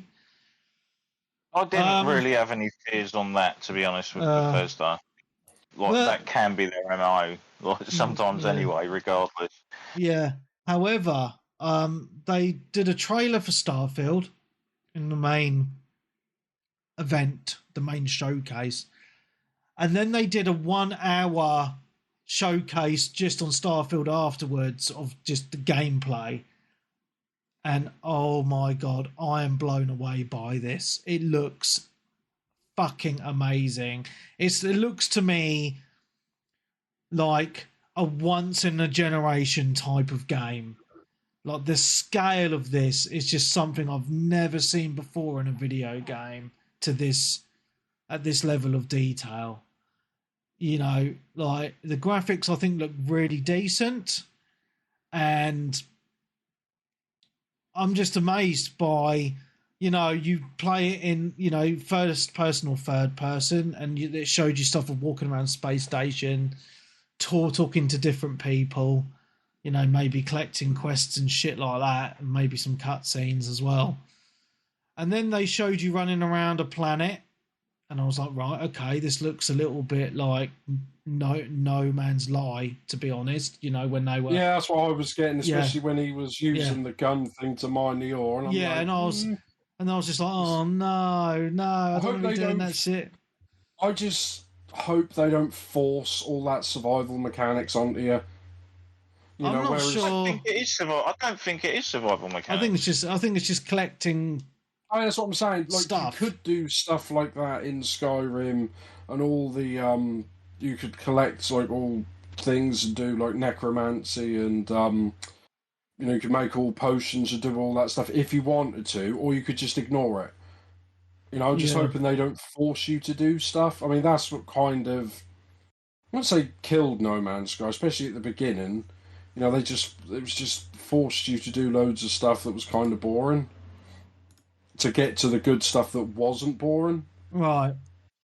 But I mean, I only watched about 10 minutes of this because I know I'm going to play it anyway, because it's basically Skyrim in space, you know? So I'm like, oh, I'm going to play it. But what impressed me with this, because I watched the whole hour thing, and my jaw was on the floor with the amount of customization. It's unreal. So basically, you don't just like go to planets and fucking explore and all that sort of stuff. It's taken the best bits from other games. So the space combat and flight was very similar to Elite Dangerous, in respect to, you know, if you've played Elite, you'll know that you change like the power settings to like your guns or your engines or shields or whatever. You manage that. You do that exact stuff in Starfield, which I think is really cool. And the space combat and exploration looks like a game in itself, like absolutely fantastic. Now, also, ships are completely customizable, and I was like, oh, what? Like they showed you the customization of the ships, and you could like make them as big as you want, add like different modules to them. You know, I can imagine that people are going to find ways to make like the Starship Enterprise in this, and like the N7 from Mass Effect and stuff like that. Giant penis shit, probably. It's going to happen. Yeah. You know, so I'm really hyped for that. Also, when you're in space, you don't have to destroy the ships you're fighting. You can board them, kill everyone on board, and take the ship as your own. And you can have a fleet of ships, put crew into those ships, and send them off on missions. I mean, that's so fucking cool. I just think that's such cool attention to detail. The first part, like, I think that, you know, I mean, I'm going to play some first person. I'm just rewatching the video now, and the graphics look really good, just exploring the worlds. And I know that the worlds are procedurally generated as you're going around them, but I just think it's just absolutely insane. You can build bases on the planets and then fast travel to them if you want. You can have like robots and workers in those bases to mine resources for you as well. You know, and you know, like in Mass Effect, you go to like a star system, and then you've got like the map of the planets. So it's like that as well. So you have that, and you can scan the planets from your ship, and then you can go and explore any of those planets. So you've got the desolate worlds where you can just mine shit, or you've got worlds with like people on and towns and cities or just like animals. It just looks like a proper space fucking sim. Like, you know, like sometimes I bang on about Star Citizen, and that's been going for like 10 years or whatever, and it's still not done. This is like what fucking Star Citizen wants to be, in my opinion. It just looks so fucking good, man. I can't wait. I'm so hyped for this. Really am. What about you guys? Did you watch any of it? I mean, like, the cities look stunning. Like, they just look full, like, and full of people. It just looks so lived in, and it just, I don't know, man. It's just so much to it. It just looks like a massive game. It's going to be hundreds of hours of gameplay, I think. Yeah, I'm definitely looking forward to this, like, massively. After that showing, they went, obviously, like you say, into all the different details and everything. It was like, yeah, I'm 100% going to give this a go. Yeah. Like I said, I only watched about 10 minutes of it while I was streaming the Xbox thing. I thought, well, I'm not going to stream the whole hour of one game because I'm just going to sit there drooling over it. Yeah, I know what you mean. Just, like I said, it's like, well, I know I'm going to play. It's kind of like I don't even think I'll play the Final Fantasy 16 demo because, I mean, I think I might get it the middle of July, so I won't get it on launch day. But I'm like, if it's this close to the game coming out, kind of why bother spoiling anything now? Or the risk of spoiling anything?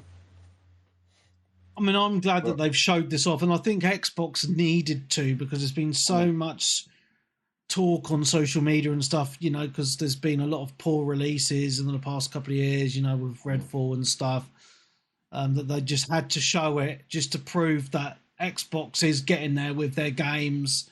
The games are coming, and the only negative that I've seen online is that they announced that on the consoles it's limited to 30 FPS, and I know people are like going, it's going to be shit, it's 30 FPS. I'm like, I would be more surprised if this game was announced at 4K 60 with how fucking massive it is.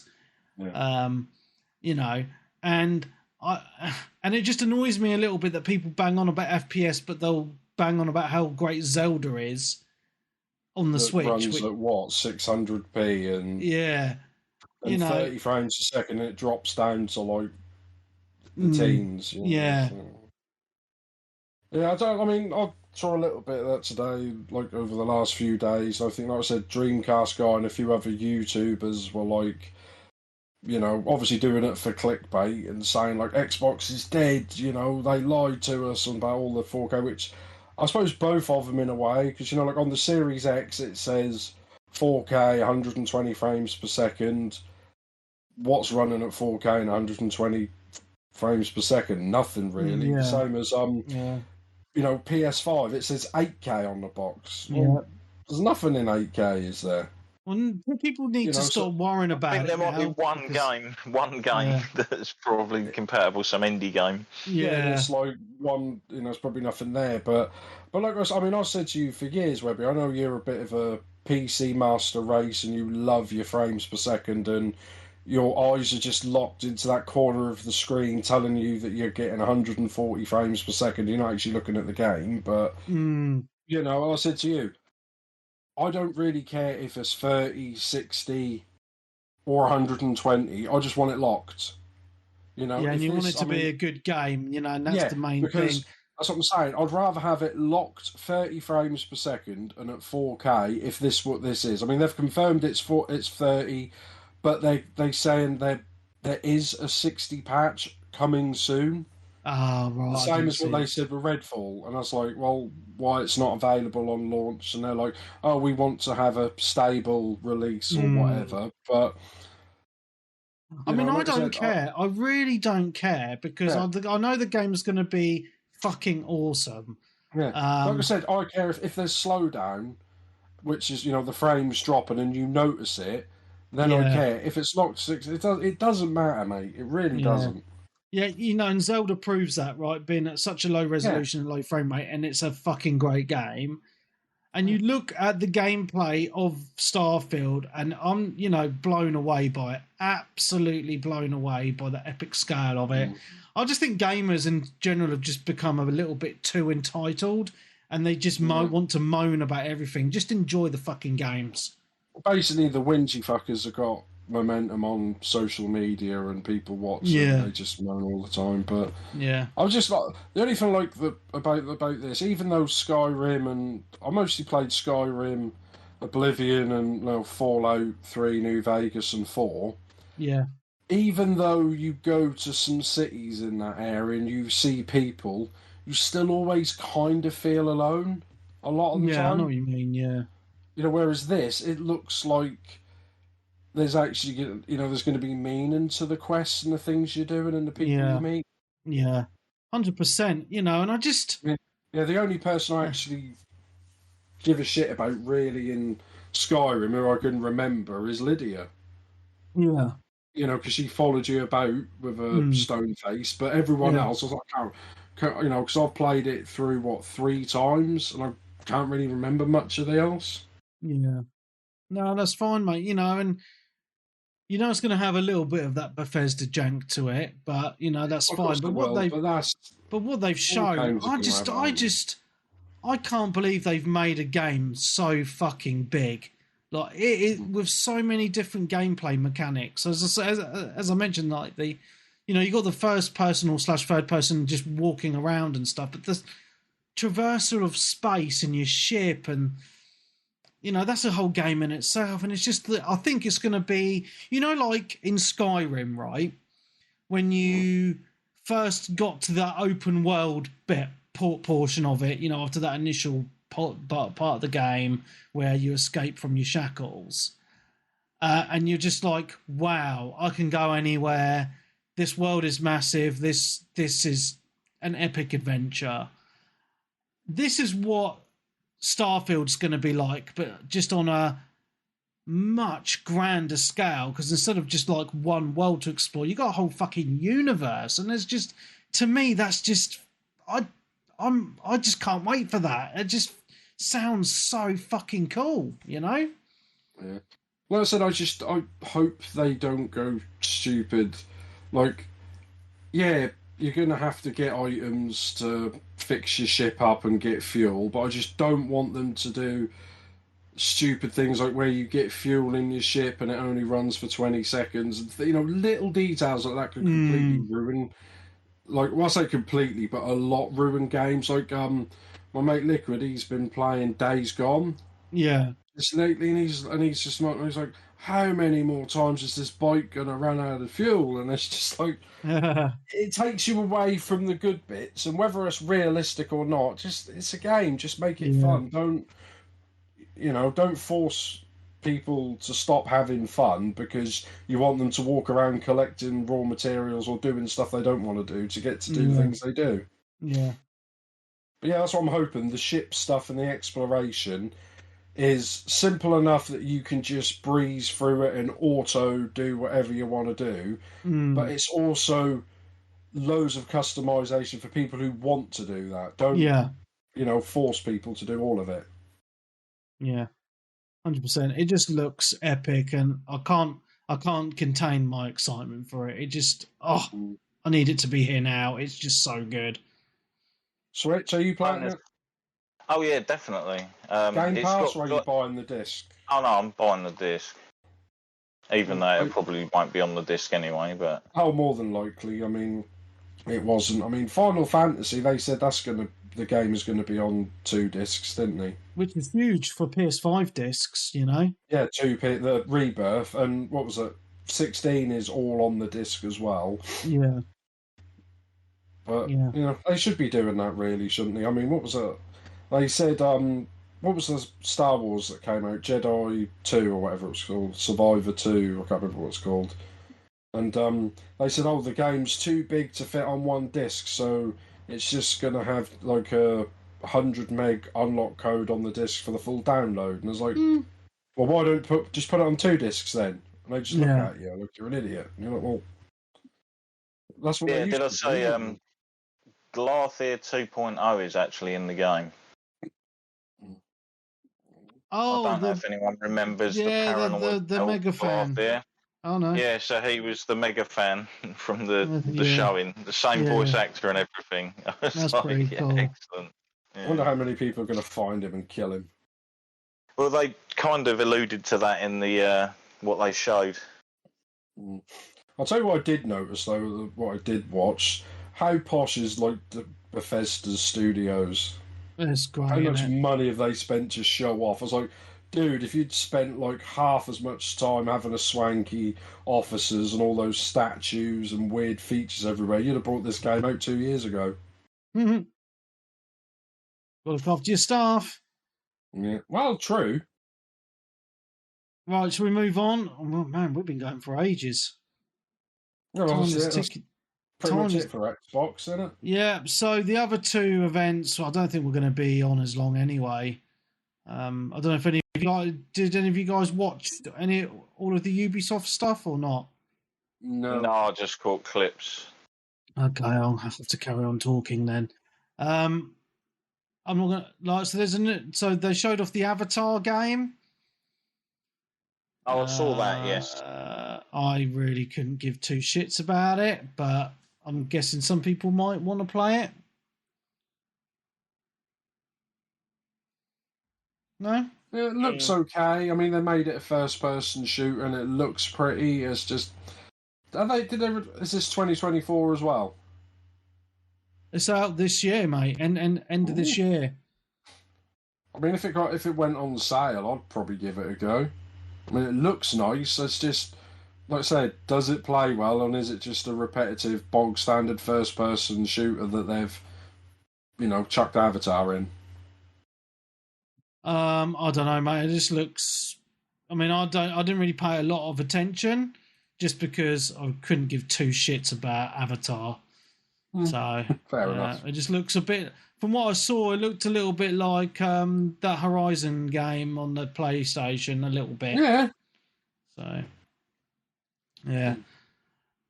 X Defiant looks quite good. First person shooter that I've been waiting for ages. Got another play tests in June, I think, end of this month.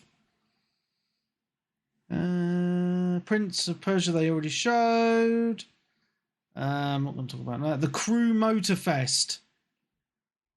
I really couldn't give two fucks about this. It looks like they're trying to copy Horizon Zero Dawn. Huh, no, Horizon Zero Dawn. Forza Horizon. Yeah. We've already got one of those. Yeah, I know. So looks interesting, but not for me. Not for me at all. I don't think it's going to do very well. They showed off the new Assassin's Creed Mirage. Anyone interested in that? I know you're a big AC fan, Darren. Yeah, it looks okay. That I actually thought what they showed off at the Ubisoft event was a lot better than the trailer they showed off during, was it the Xbox showcase or the Summer Games Fest? Can't remember which one. But I thought it looks all right. It's one of those ones that I'll probably end up picking up maybe closer to the time. But at the moment, I've got so many other games thinking about. Yeah, I don't think I'm going to be playing this Assassin's Creed. I'm a bit burnt out on AC games, to be honest. I mean, this one is going back. This one is apparently going back more to old style Assassin's Creed, so not the sort of RPG, action RPG sort of thing they've been doing. Cool. That's all that I took from that event, to be honest. Yeah. Because we'd already talked about Star Wars. Yeah. So that was quick, wasn't it? And then we had the Capcom showcase, which I think was pretty good. So I've already talked about some of the games, that Path of the Goddess game. They showed off a new some Ace Attorney games. So it's called the Apollo Justice Trilogy. So it's it's a collection. Thing, yeah, it looks quite cool. And then they showed off a game called Ghost Trick Phantom Detective, which is looked like a kind of indie game. There's a demo out for it now. Yeah, the original was like kind of quite a hit when it came out. Oh, really? Okay. There's like a unique, nice, different kind of game.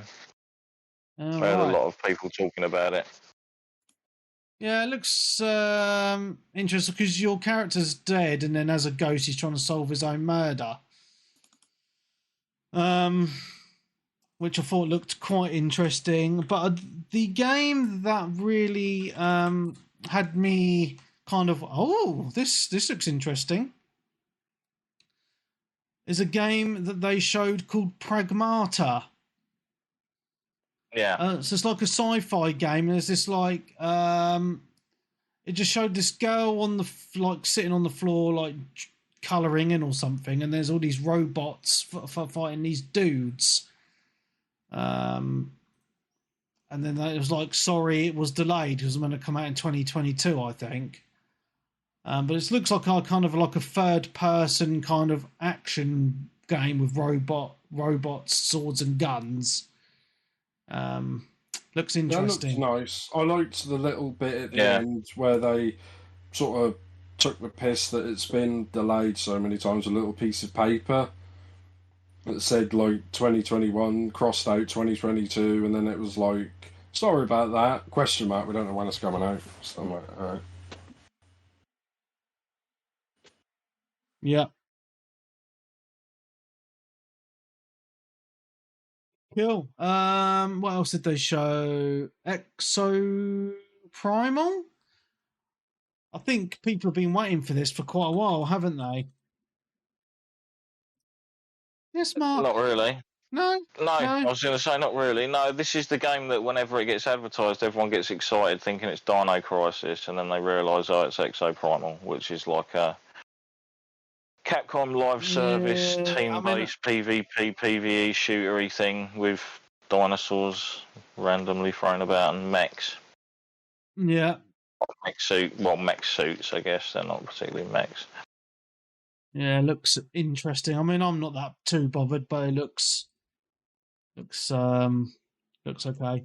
And then the only other thing, the only game that really got me hyped from the showcase from Capcom was the announcement of Dragon's Dogma 2. It wasn't an announcement. They showed it off at one of the other events. Okay, well, the video that they showed of it.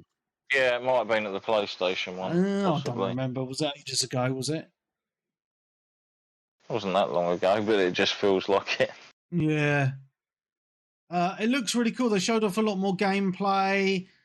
Graphics look awesome. Apparently, the world is like 4 times bigger than the one in the original. So there's going to be a lot more exploration. It has all the same mechanics as the original with you make your own pawn, which tags along with you, and you can take another person's created one as well. So it's kind of like you have 2 AI companions with you, which looks interesting. I really piped up there when you said you make your own pawn. I was like, what did he say? There you go. Yeah, not that type of game. It looks cool, mate. I can't wait for this. This will be a day one purchase for sure. Still haven't played the original. I got it on 360, and then I bought like the remastered version for Xbox One digitally for about £3 because it always goes on sale loads. Yeah. I just never played it. I was just like, can they just like not release games for 5 years so I can try and catch up?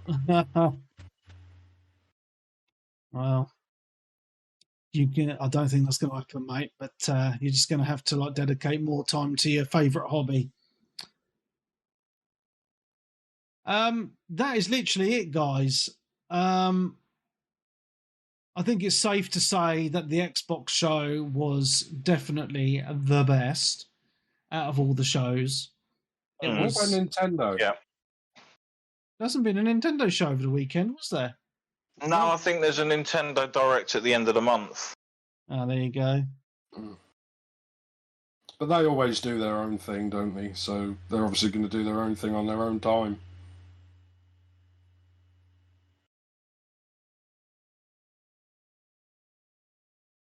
Oh. Switch, have you been on the Capcom 40 website thingy yet? Have you messed around on that?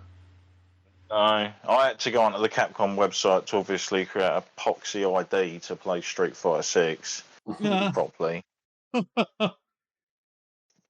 Oh dear. File that in and whatnot. So why? So, overall, I think, this has been, because this is like the E3 time of year, isn't it? It's all the games companies that have just been doing their own shows. And I think it's been really positive this year. There's been a lot of new and good games shown. I think there's plenty of games coming out for the rest of this year and a lot to look forward to for next year. And I have to say the future looks very bright for Xbox at the moment, with they're finally pumping out some of these exclusive games. Now Sony just needs to play a little bit of catch up now, because they don't really seem to have a lot exclusive coming out apart from some Final Fantasy games and Spider-Man, which I will be getting all of. But I'm really hyped for Starfield, especially. It's going to be an interesting, I think, game of the year at the end of this year. For sure. Cool. Anything else you guys want to mention? Not I can think of off the top of my head. It's almost like overload of stuff the past few days. So much stuff. Well, it's just good in a way, even though they cancelled E3, whether or not it comes back or not, it kind of proves that they don't need it. They could still put this stuff out without spending however many tens of millions of dollars, for floor space in LA to show us all this stuff. But yeah, I don't know. We'll see. Yeah, no, definitely, mate. I mean, I think they've shown off a lot of good stuff. Like all these companies, but I'm just really gobsmacked with the amount of good stuff coming out on the Xbox at the moment. I just think it's insane. And as someone who has all the systems, I'm just feel like I'm overloaded with stuff to play. It's crazy. So, but I think when Starfield comes out, I don't think anyone will be playing much of anything else, to be fair. Well, you could pretty much, if that's September and Forza's November, that's October. A good 2 months for you to get stuck in. I know.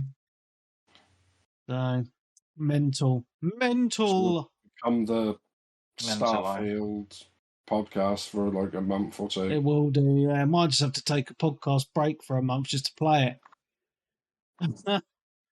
So, anyway, I think, guys, we should probably end it here in 2.5 hours. All good? Nice. I'm going to go to bed now. You can go to bed. So I just want to say again a big congratulations to the Patreon winners of the vouchers, Dazpos, Dodo, and James Daly, for your winnings. I'll be emailing you shortly.